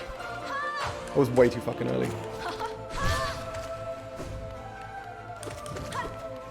I mean, hey, if you're just going to keep giving me the double hits, I'll take them. That was not a double hit. There we go. Easy game. He keeps getting tougher if you're doing more, I think. Same with White Defender. Yes, you're correct about White Defender. White Defender is more straightforward, though. There's just 5 versions of White Defender, and each one deals an extra damage per hit. Whereas Zote actually gets more attacks. Zote 2 and Zote 3 have more attacks than Zote 1 does. Because they can, like, summon more... Basically, the only real notable difference is that they can summon different Zotelings. Because Zote 1 can only summon the basic flying Zotelings, whereas Zote 3 and Zote 4... Zote 2 and Zote 3, rather, can summon... I think Zote 2 is the one which gains the Hoppers, and Zote 3 is the one which gains the Exploding Zotelings. I might be wrong. But I think that's the way it goes. Fuck off, Zagorb. Piece of shit. Did you see that dodge? It decided to teleport over to the other side of the universe. God damn it. I will say, when we get to the end of this run, I'm going to stop doing, like, I'm going to stop, like, commentating. I'm going to stop talking, because I really need to concentrate, at the very least for the last segment, probably for, like, the last 2 segments. Because the last segment starting from Soul Tyrant is rough, man.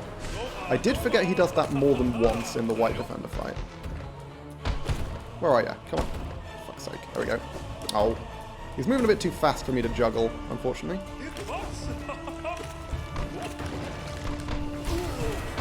Love the fact that you can knock him out like that. It's so funny. Okay, swell. Should be able to kill him now, pretty much. There we go. Easy game. Nail arts on Gorb make it faster. Yeah, I don't really use nail arts at all, apart from Sly. Because they're awkward as fuck with the controller, so I've never really learned how to do them.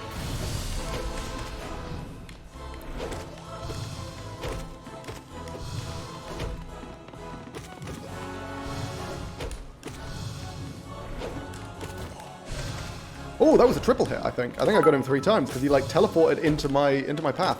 Don't die, don't die. I am hoping not to die. Thank you for the bit, by the way. I didn't even know I had those enabled. I think I said that last time someone donated bits. Because I heard the alert sound and I'm like, that's not my normal alert sound. What's that? I guess that's the bit dono sound. Because I've just got the default ones from Streamlabs. I think that's what I use.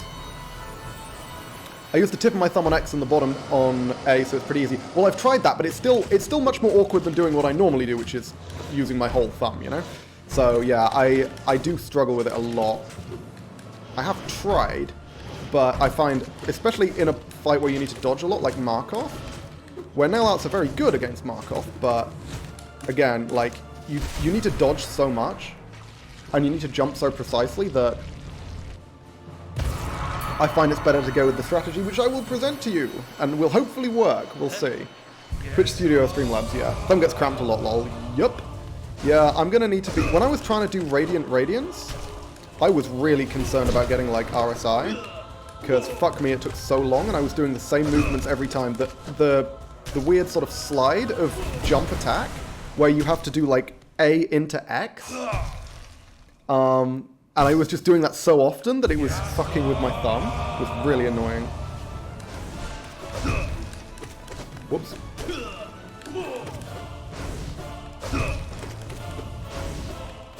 Oh, fuck off. Oh yeah, by the way, I did activate Nightbot recently, which apparently is blocking some people for caps, which I actually don't mind caps so much.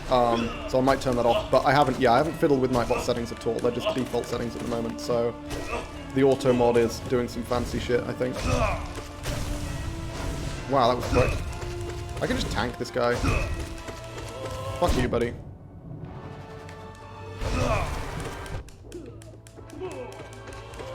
Oh my god, how have I done so little damage to him? What the fuck? I was expecting him to die way faster than that. That was crazy. Okay, I mean, I could still tank him, obviously, but like...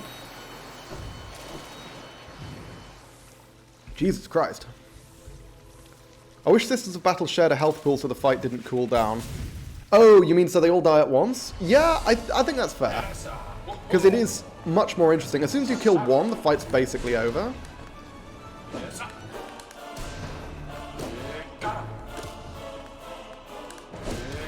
Ooh, fuck off.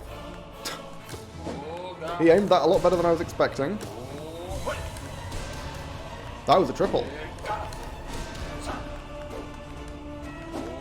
Oh, god damn it. I didn't see that one coming back. Never mind. I'm watching Doctor Who tonight rather than Thursday, but good luck anyway. Thank you, Mark. I will hopefully win. We'll see. I think Mato has more health than Oro. I think they have the same, but I think Oro, like, keeps the damage you deal to him in Phase 1. That's what I think it is. I might be wrong about that, but I'm pretty sure that's what happens. Is that they actually have exactly the same health, but because you start off fighting Oro on his own, you end up killing him faster in Phase 2. Soul Master. God. This is one of those bosses. Soul Master and Broken Vessel are those bosses where it's like after fighting the buff versions, you're just like, what the fuck? Broken Vessel is weird in that you actually become worse at Broken Vessel as a result of fighting Lost Kin because you keep trying to dodge with the wrong timings. So that should do him. This is such an overblown death scene, man. I mean, look at this motherfucker. You're just dying. Chill. Everyone else just falls over.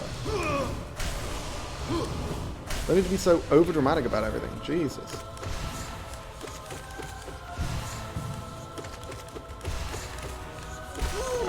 Easy game. If Soul Tyrant goes that smoothly, I will be thrilled. You can jump and hit normal Soul Master while he does his slams pretty easily without taking damage. Yeah, I'm aware of that as a strategy, but I am not very good at it, so I've never really tried it. Now these guys are a pain in the ass, but fortunately Sisters comes next, and they're relatively easy to heal against. At least phase 1 Sisters is. Oops. Okay, so that's 5 hits on the left-hand one, 8 hits on this one, 9, 10. Now we want to get another 5 on this guy. Because you really want to spread damage out in this fight. Okay, so now they're even on damage, which means I'm going to start doing this. I'm getting double hits. Oh, fuck. I walked into that completely. Did not see it coming. Got him. There we go. Easy game.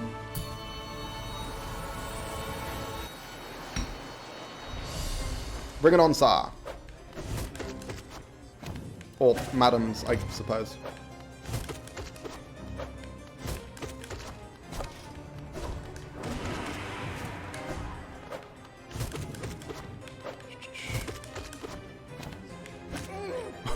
I nearly got hit there.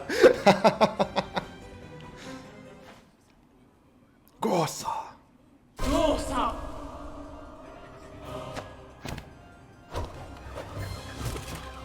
Oh, fuck. I thought I could just duck under that one. I went the wrong way.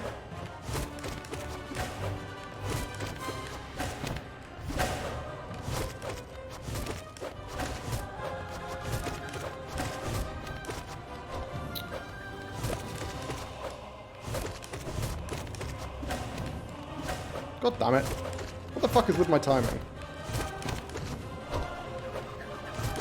Yeah, I should have gone the other way on the when they did the circles last time, and I misjudged the spacing there. Okay, there we go. They went down really fast. The first one doesn't normally go down that quickly. I think I must have accidentally been focusing down, like, one of them in particular.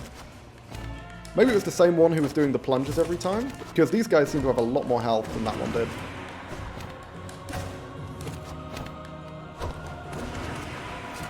Yeah, Jesus Christ. How did I kill one of them so much faster than all the others? That's kind of disappointing, because it does make the fight a lot easier. A lot less exciting.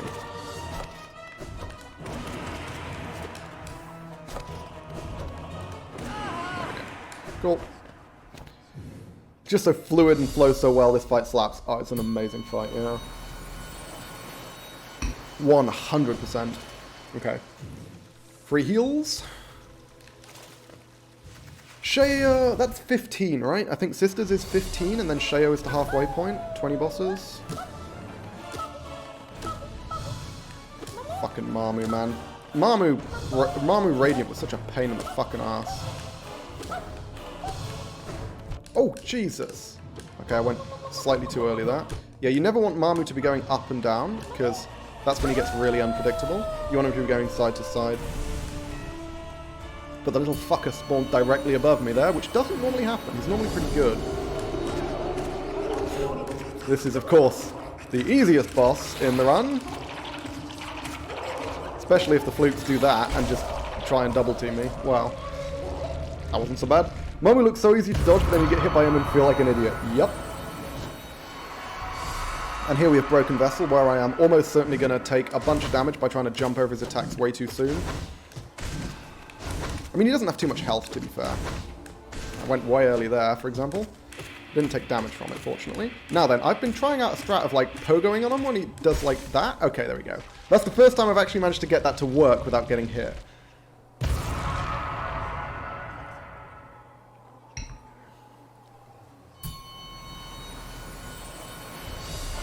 Fucking Galleon. Okay, fine. I always just get hit by Galleon's body. Like, it's just the factor that I never account for, you know? It's just him.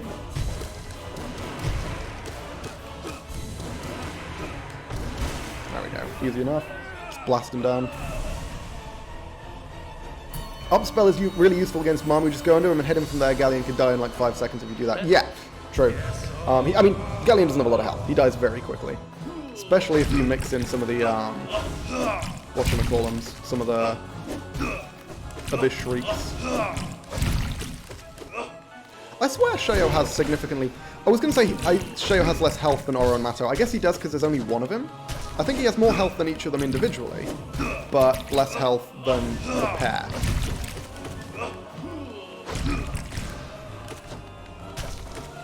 Okay. Oh shit, he recovered. I think I double hit him by accident. I wasn't meaning to. Well, there we go. That was easy. Rip Sheo.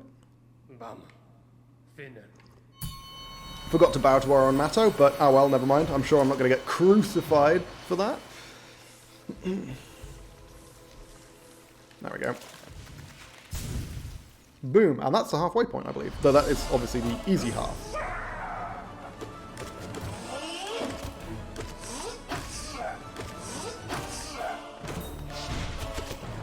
Oh, fuck. I tried to go for the D-Dark, but I went upwards straight into a spike. I didn't register that was going to be there.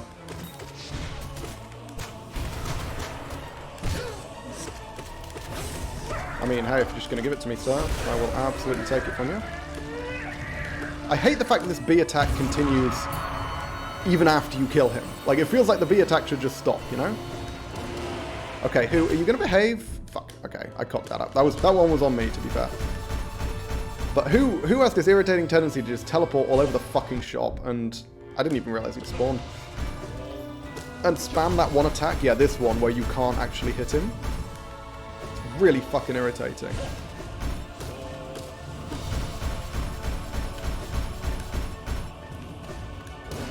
Don't you dare teleport. Good man. Okay, he took a couple of hits from the Shriek.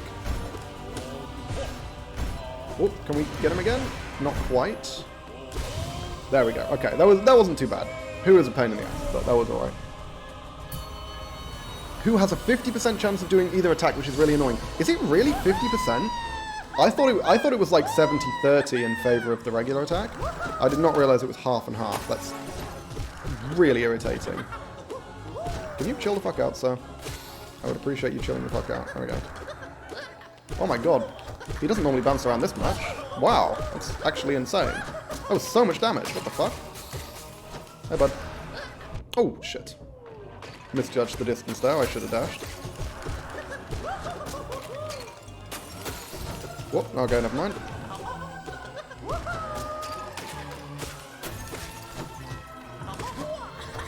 Ooh, hey, that was longer range than I thought it was. Stop making me cast spells, you prick. Start putting them next to me. And, wow, okay. He's really not keen on dying. There we go. Jesus wept. It is 50%, yeah. Oh my god. That is very annoying. Okay, got Tamer. Hi, guys.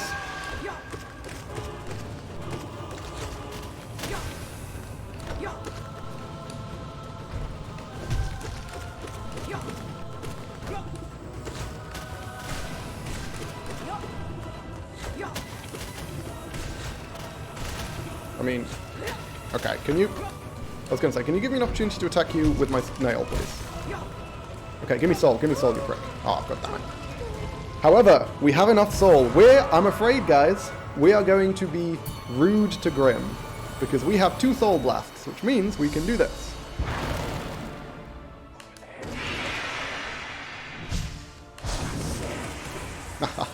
I love getting 2 Abyss Shrieks off. Because he takes the full damage. That is a shitload of damage right at the start of the fight. As much loath as I am to be rude to such a fine chap, getting that much damage off immediately is completely insane. Oof. That was kind of a rough set of fireballs.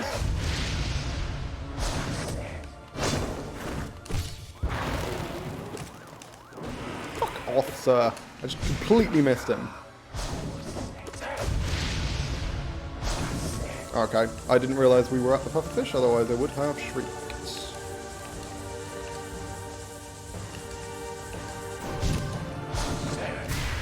That is the first time he's done that attack in this entire fight, huh?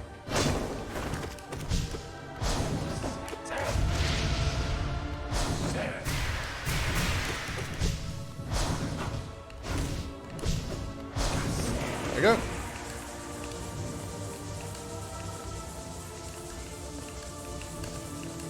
Ooh, why the fuck did I jump into that? God damn it. Slightly slow on the soul, whatever.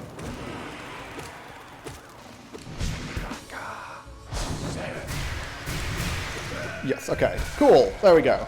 We are now, ladies and gentlemen, through the easy part. The next part is when it starts getting into actual difficult bosses.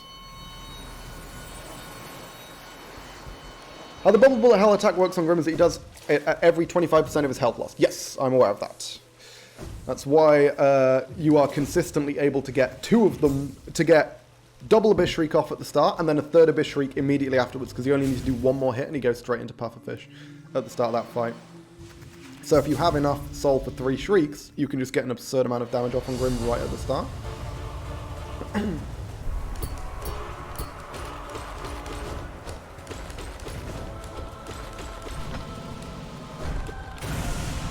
Easy kill.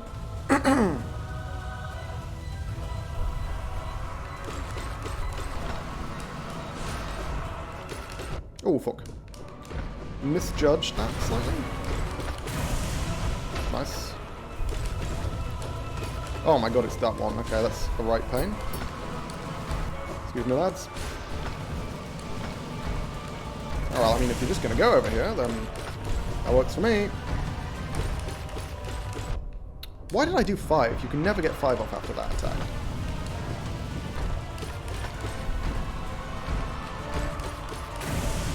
Well, there we go. Rip Watchers. Damage output is so fucking stupid, man. The fact that I can literally just blitz down the Watchers so quickly. In fact, I'm going to heal now. And again, because he decided to do that garbage, which I don't know why, but fine. There we go. Easy enough. Unbreakable Strength makes the Watcher Knights a bit too easy, lol. Yeah, I agree. They take a stupid amount of damage. Watcher Knights are insanely hard if you don't have Shade Cloak. Yes. Shade Cloak makes them a lot harder. Also, hey, Neska. Okay. Now, Umu can be rough. Umu can be real rough. Goes down incredibly fast, but deals a shitload of damage. At least does if you get hit by the jellies.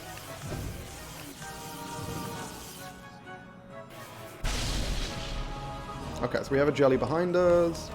That works for me.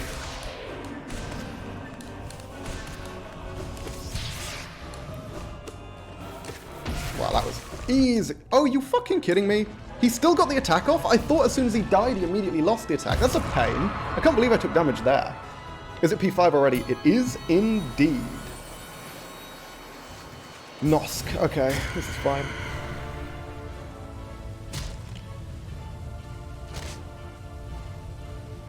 Nosk can be a bit of a pain in the ass. Fight just takes so bloody long, man. That's the problem I have with Nosk.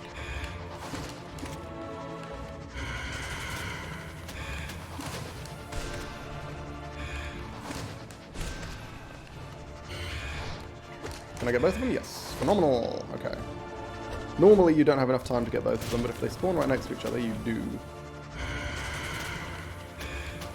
Oh, fuck. I did not go fast enough there. God damn it. Nosk should be nearly dead by now anyway. Oh, fucking hell. I haven't had Nosk drop 2 that close together in a very long time. What the hell? You serious? Come on, bro. You should be dead by now. Motherfucker always has more health than I think he does. There we go. Jesus. Damn, I missed half the thing. Yeah, but to be fair, you missed the really easy half. Do you count charm build suggestions as backseating, by the way, or do you not mind? Yeah, so what Neska said. Backseating is absolutely fine. You can throw out suggestions, spoilers, those are all fine. I finished the game a while back, so I do not mind that. Sly time. Yeah, I'm not great at Sly, actually, so this one could be a little rough.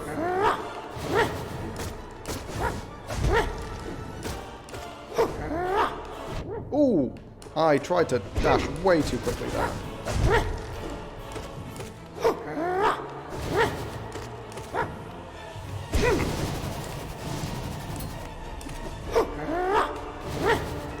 Oh, I nearly did exactly the same mistake. Just keep my health high. No particular reason to, I guess, but fuck it, why not? I love getting double Shade Soul hits off on him after he does that attack. Got him. Okay.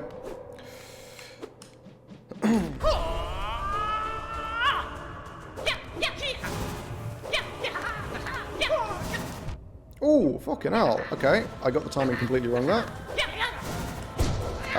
And again. Come on. There we go.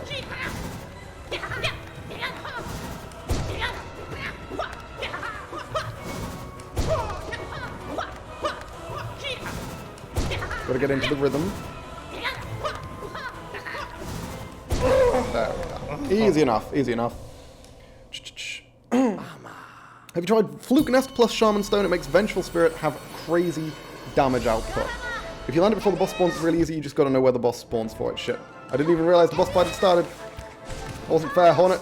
Called a fucking timeout. It's fine. I don't need to worry about taking a shitload of damage on Hornet, because there's basically no chance of me dying to this fight, and we get a rest stop straight afterwards. So I'm not too bothered about taking damage on Hornet. It's mostly for pride.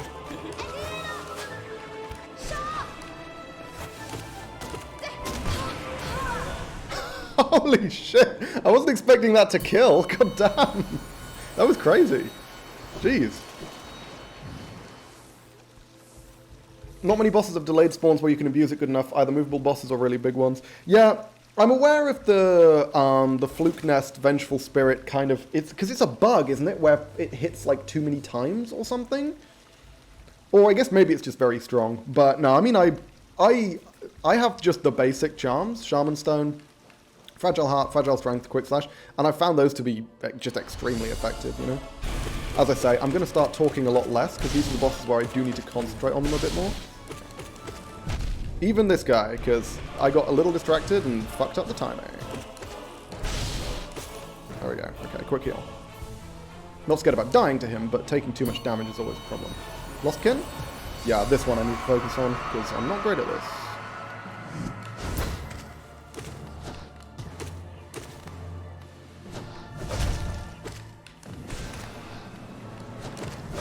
Whew. That was poorly timed.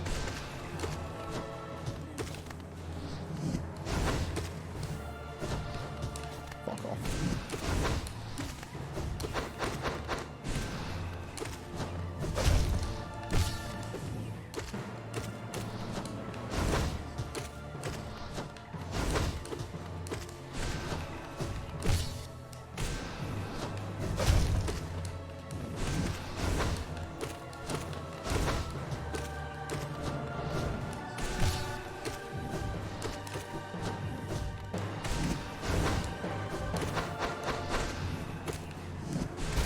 Whew, there we go. Okay. Used up all my soul, but that was a solid fight. Fucking no eyes.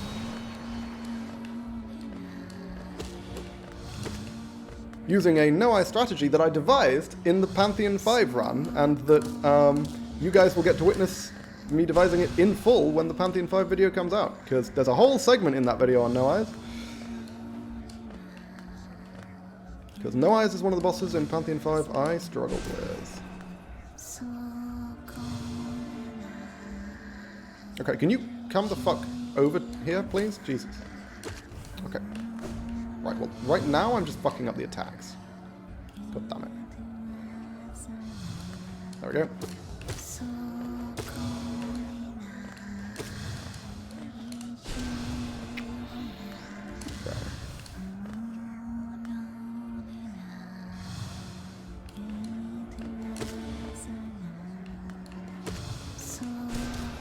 Ooh, good double hit. Must be nearly dead by now. Yeah, there we go.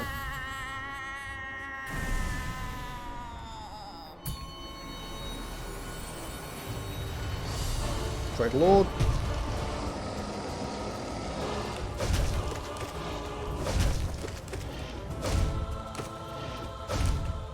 Nearly didn't jump fast enough there, Jesus. Had a fucking heart attack. Come over here. I went too far. I apologize. Yep.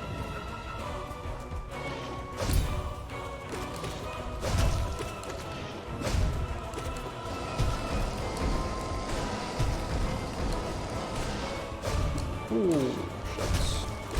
There we go. Nail arts on no eyes help a lot. Every time you hit her, she has a chance to teleport. Yeah, there's a lot of situations where nail arts would be better than what I'm doing, but I simply have not really got the hang of nail arts with the controller yet, so I just don't use them, basically. Or miss it.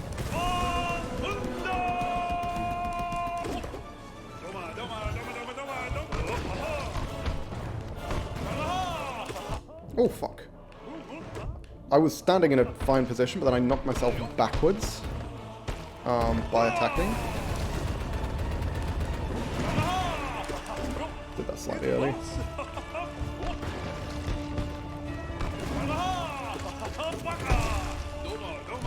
Fucking hell, I keep walking into... I'm not very good at White Defender, but again, it doesn't matter too much because I'm not realistically going to die to the White Defender. And, there is a rest stop after this.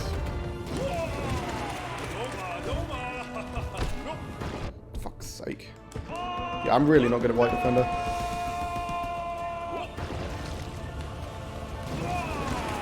But I should be able to kill him now.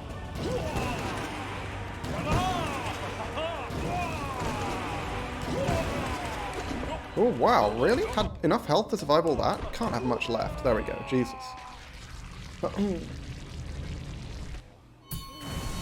Dreadlord Radiant is easy, use Shade Dash through him, it's better. No, I mean, I've tried both. Like, I used to Shade Dash through him the whole time, but it just requires much more precise timing than jumping over him, and it makes it harder to counterattack. I find pogoing on him is, it just works better most of the time. It's more reliable, certainly. Every Twitter user ever, White Defender. Okay. Now I really need to concentrate, because this is the Tyrant. Yeah.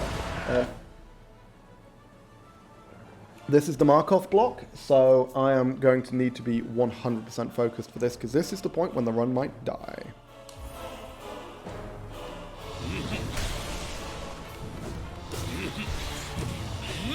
Fuck off. I thought he was... God damn it.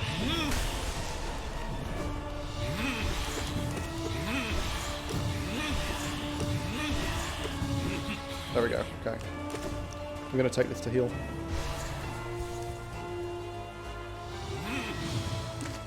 I really want to maximize my soul against this guy, so I have as much as possible for Markov.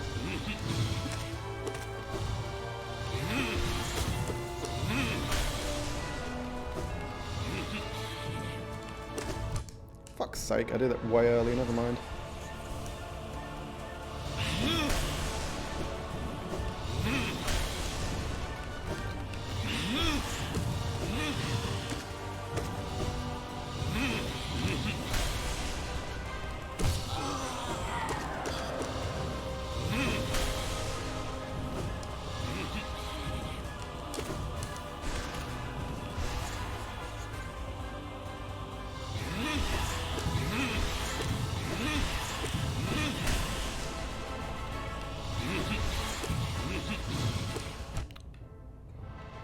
Fucked up the pogo, like a genius.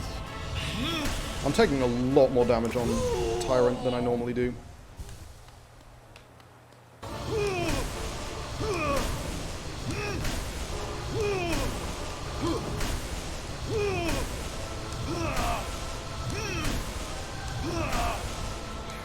Okay. Ooh, that's a rough fucking pattern that he just did there. Okay. Oh, fucking hell. Okay. 4 soul for Markov. That's actually perfectly fine. That's perfectly fine. I'll take that.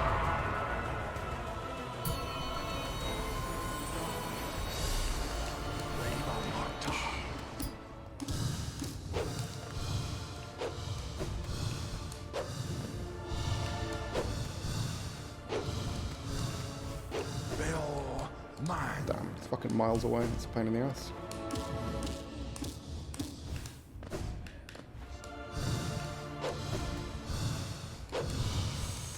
Okay, he's getting a little close to me.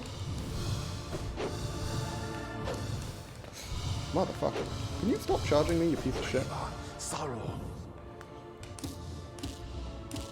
Oh, shit. I misjudged his positioning there. Fucking hell. That was insane. Okay.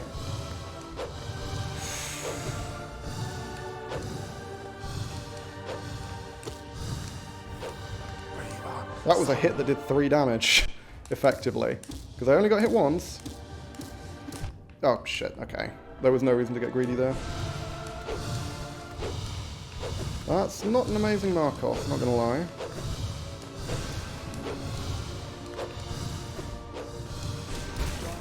Okay, actually that wasn't the worst. I didn't realise he had so little health there. Okay, going into Graper and Zoe, 10 HP. That's alright, that's alright. We should be able to manage that. I thought Markov was going to take longer in phase 2.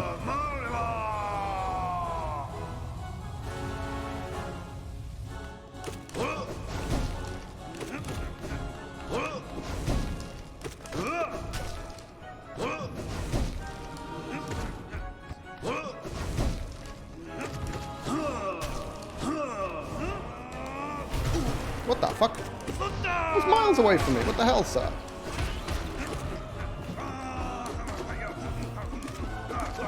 I was going to say, I'm pretty sure there was a fucking Zote link, wasn't there? Okay, there we go.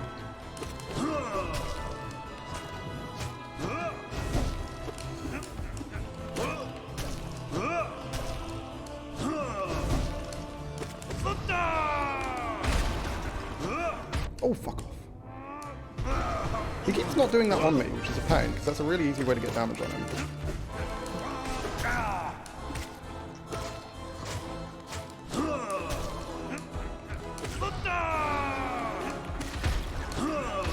Yeah, fuck you, Zoe.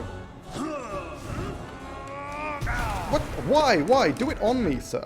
So I get you with the full fucking spell. Jesus.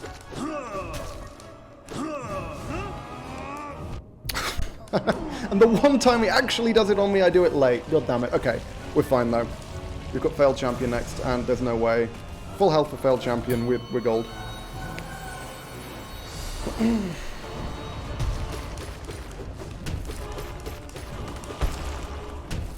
Ooh, that, okay.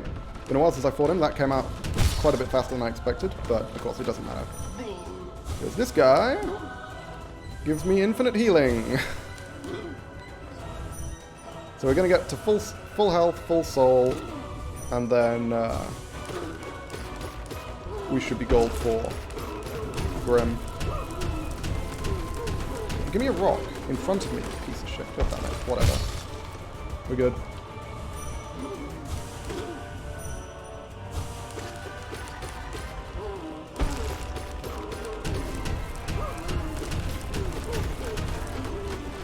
Ooh, that rock was a little too much in front of me, in that it landed on my fucking head. There we go, we're good. Grim now, ladies and gents.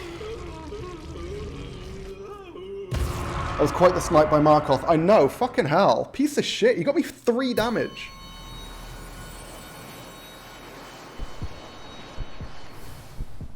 Okay.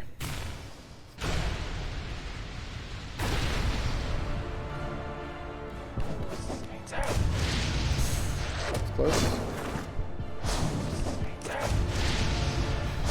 I am fucking this up, man. Can you do a different attack? Because I've been screwing that attack up like a lot. There we go, thank you.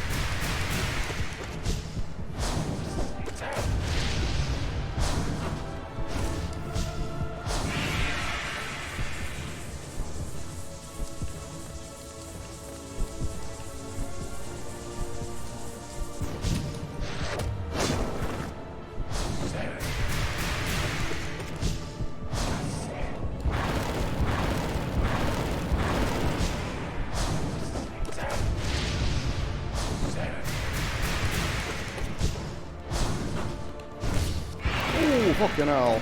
That nearly threw me off, huh?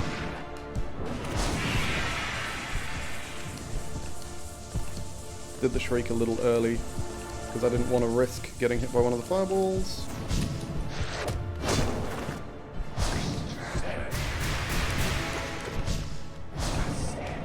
shit. Okay. I fucked up the timing on that. I thought it was a different attack.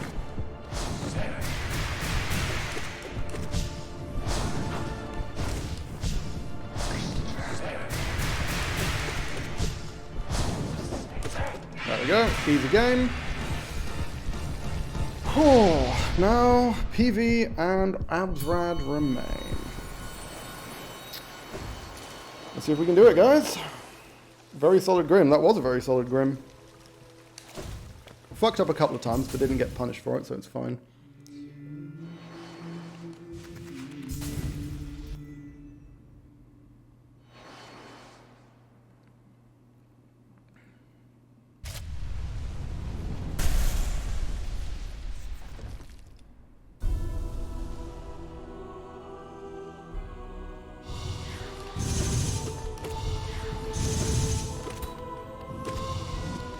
Oh, fuck.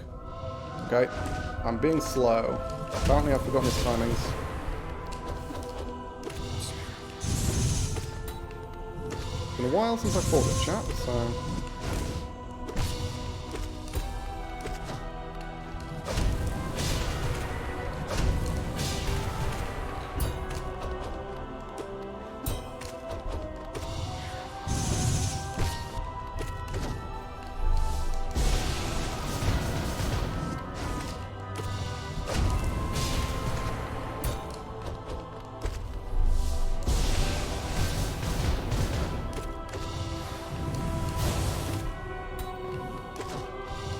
Oh, fucking hell. He always gets me when he does that attack, like, directly overhead.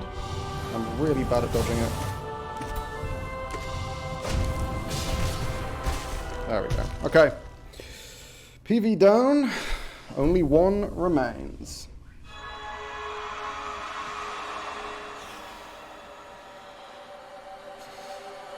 You got this. I fucking hope so.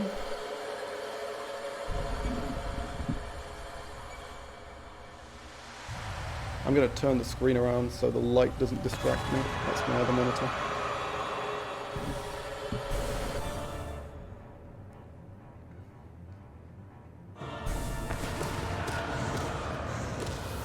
Immediately starts with an attack that stops me from punishing him effectively. Piece of shit. Or she, rather.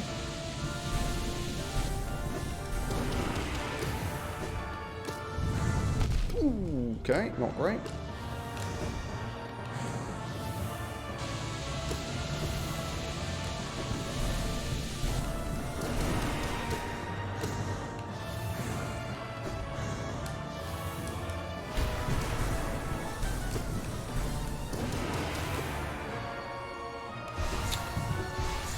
This is, what is it, Mastermind. I've started, so I'll finish. We're in phase 2, but keeps doing the same attack.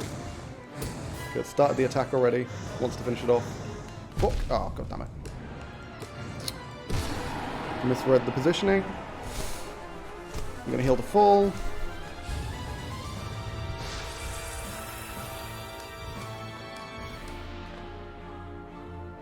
This is the tough bit.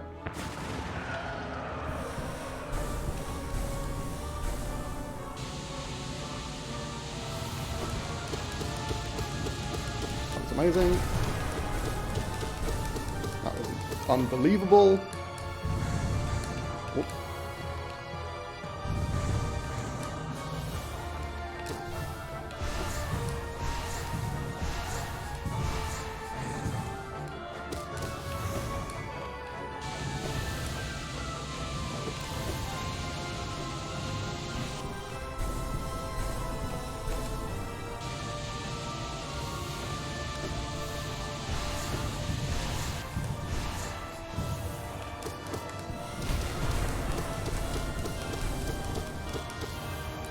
There we go.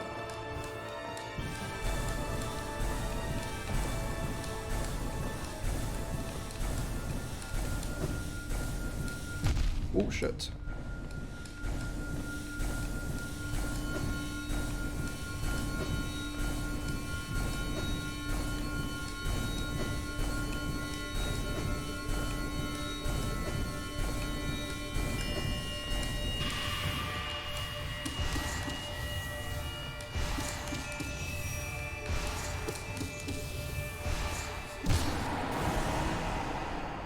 Ladies and gentlemen, I will admit, that was an easy fucking Radiance. Phase 3, the platform phase, and that final phase were trivial. She was so nice, but... There we go, ladies and gentlemen. There was definitely some luck in that, but... Jesus Christ! Got it! Woo! Played that platform phase so calmly and collected. Yeah, there was a couple of hairy moments, but I do think she was really nice. There was 2 points when she teleported right next to me and just did the fucking beams. That was crazy. But yeah, so, just for context, for anyone who has joined partway through the Radiance,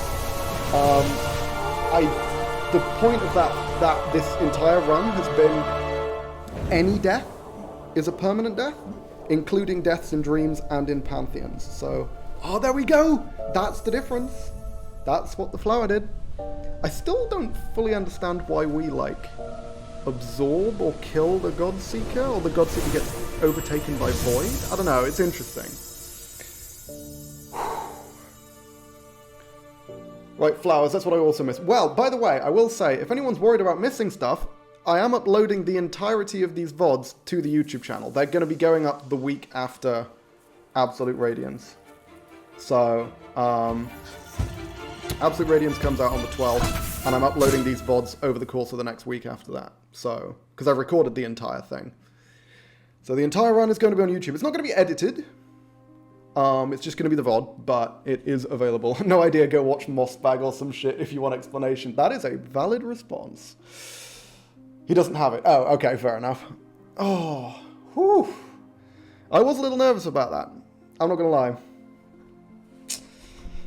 Oh, and by the way, one thing, I'm gonna let you peek behind the curtain here, ladies and gentlemen. When I said it's been a while since I fought, I think, Pure Vessel, I was like, oof, been a while since I fought Pure Vessel, I'm out of practice. I was lying. Every single day since I started this run about 3 weeks ago, every single day, I have done a complete run of Pantheon 5 to practice for this run.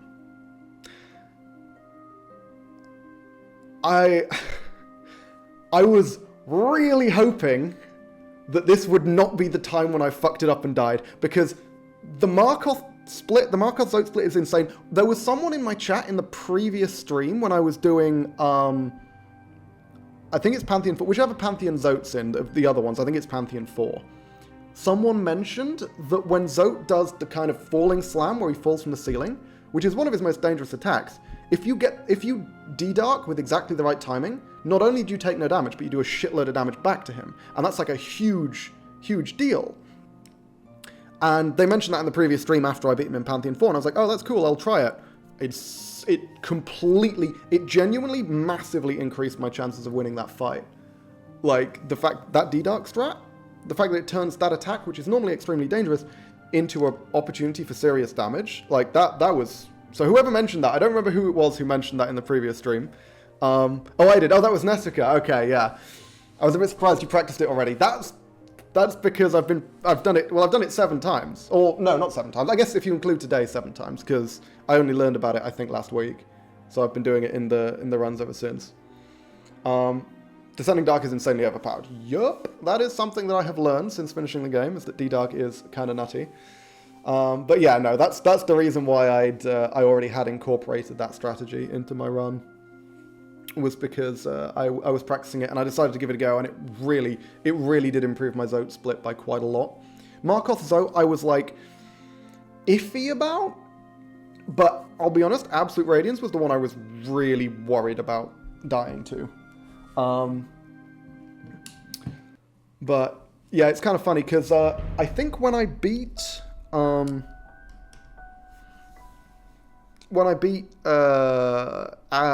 Pantheon 5 the first time, the playtime on that file, which is the only file other than this one now, where I've got Pantheon 5 unlocked, the time on that when I beat Pantheon 5 for the first time was 80 hours. I think you'll see it in the Pantheon 5 video. I think it was 80 hours. Then Absolute Radiance took about 16. That is no exaggeration. It took about 15, 16 hours. So that took me up to 95. The playtime for that is currently at about 115 hours. Because it takes me about an hour to do Pantheon 5. So, like, the last 20 days or whatever, I've done Pantheon 5 once a day. Apart from my stream days, I will say that. So I guess it wasn't every day.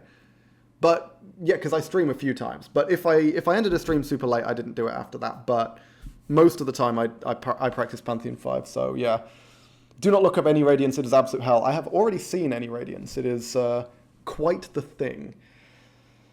Could probably beat any Radiance with enough practice. I am not confident about that. I'm also not confident I'd enjoy it, because Absolute Radiance is an okay boss, but my big problem with Absolute Radiance is that there is a lot of RNG. Like, that fight, I will say, that's the easiest Absolute Radiance fight I've had in a little while.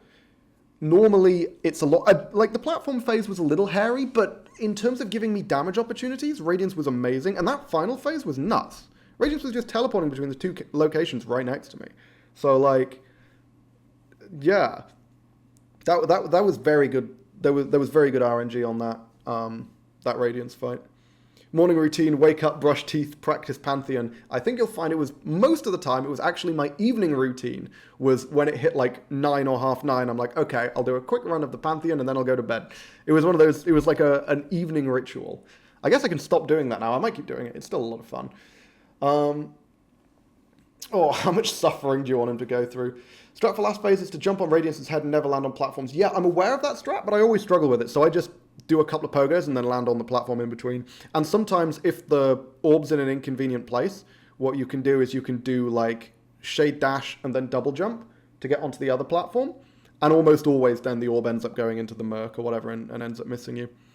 Because the balls disappear if they go off screen. Yeah, I mean, that's why I was doing the pogo strats I was doing, was because if you jump and then triple pogo on Radiance, it takes you up super high, which causes the balls to just curve off the top. But I've had really rough runs where I don't quite manage to get the pogos right. Because if one of those balls doesn't disappear, you end up in serious trouble, because it arcs back down around and suddenly you're having to dodge 2 of them, which is way harder. And most of the time, you're in midair and you've already used your double jump, because that's how you were trying to dodge it anyway. So it ends up being a bit dodgy. I know you can just kind of spam pogo on Radiance's head, but I was never quite able to get that down, so I ended up doing the strategy that I did there. But yeah, I mean, honestly, but from my experience, they don't disappear, but just don't return. Yeah, you still have to dodge off screen. Oh, that's interesting. I didn't actually know about that. If you're off screen, they can still hit you. Huh. I guess that makes sense. That is really odd. But anyway, I think that's probably where I'm going to end the stream. I mean, that's the run. Steeliest Soul. No deaths at all. Not to any dream fights, not to any Pantheons. And we have delivered a flower to everyone who wanted it, which were the 2 goals of the run. There is nothing left to do. So, yeah. If you're too high in the second phase, the game is bugged and will move the darkness up, killing you. I have heard about that. Yes, that is something I've heard of. Admittedly, if I died to a bug like that, I would probably just declare it null and try again. Because dying to me screwing up or me failing something, that's the whole point of the run. But dying to a random bug, that's a little less in my control. Have you gotten all of the Steam achievements yet? I have indeed. That was, in fact, how the Steeliest Soul run began. The very first VoD starts with me going through and finding all the Mr. Mushrooms, which was the one achievement I had left to do at that point, and then we restarted and did the Steeliest Soul run. So yes, I have got all the achievements. But yeah, dying to a bug is the most frequent occasion in Hollow Knight. I mean, to be fair, the fact that these motherfuckers are actually insects really does lend itself to high-quality bug-based comedy. Which is a sentence I never thought I'd say, but apparently that is a situation that has arisen in my life, is that bug-based comedy is genuinely quite entertaining. There are so many puns involving talking about bugs in Hollow Knight. It's easy, but it's also good. Like, it's the best of both worlds. But anyway, yes. So, that's everything. That's all I was planning on doing today. So, I feel like, I'm probably going to leave things here.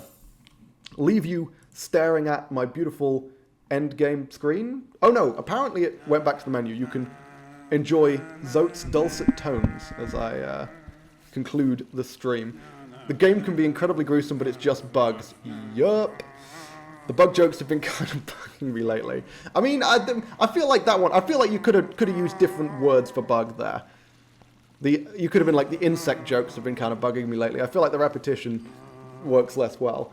But anyway, I think, yeah, so my next stream is Friday. I'm going to be doing Hades. I think Friday's going to be my Hades day. And then Saturday, we're going to be continuing with the Dark Souls 1 permadeath run that I've been doing for a little while. So if you want to catch that, you can catch that. I have a Discord. If you want to join the Discord, I'll post it in the chat. I don't know if anyone in here isn't in the Discord, but there's a Discord link. I've enabled Nightbot, so that's great. So if you wanna do that, you can pop in, join the Discord. That'll give you announcements about my stream, about my videos, and just general chatter. There's a lot of Hades chatter at the moment. There's quite a bit of Silksong chatter. Never played Dark Souls. Should I? Where's a good place to buy LOL? I will always recommend Dark Souls 1 to people. I think it's actually much easier to pick up than its reputation would have you believe. Good place to buy? I mean, Steam. Honestly, I'd always recommend Steam. And obviously you want to get the remastered version, because that does make quite a few improvements. But yeah, so there's the Discord, and next stream's Friday. That's going to be Hades, and the stream after that is Dark Souls 1 on Saturday. And I'll figure out what I'm going to do next Wednesday. I'm actually not sure. I might switch the Dark Souls permadeath to Wednesdays and make Sunday into a bit of a Skyrim stream, because it's been a while since I did any Skyrim. And Skyrim, that's like going back to my roots. I started in Skyrim, so yeah.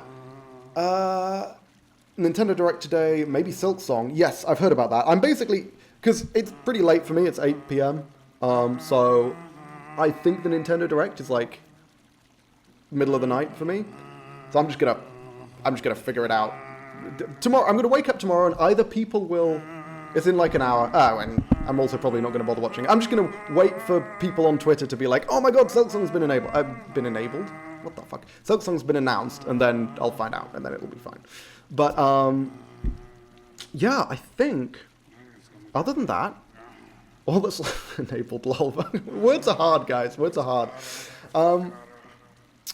People will drop the info in the Discord, 100%. But yeah, other than that, all that's left for me to say is that I have been the Lone Ponderer, and this has been the finale of my true permadeath run of Hollow Knight.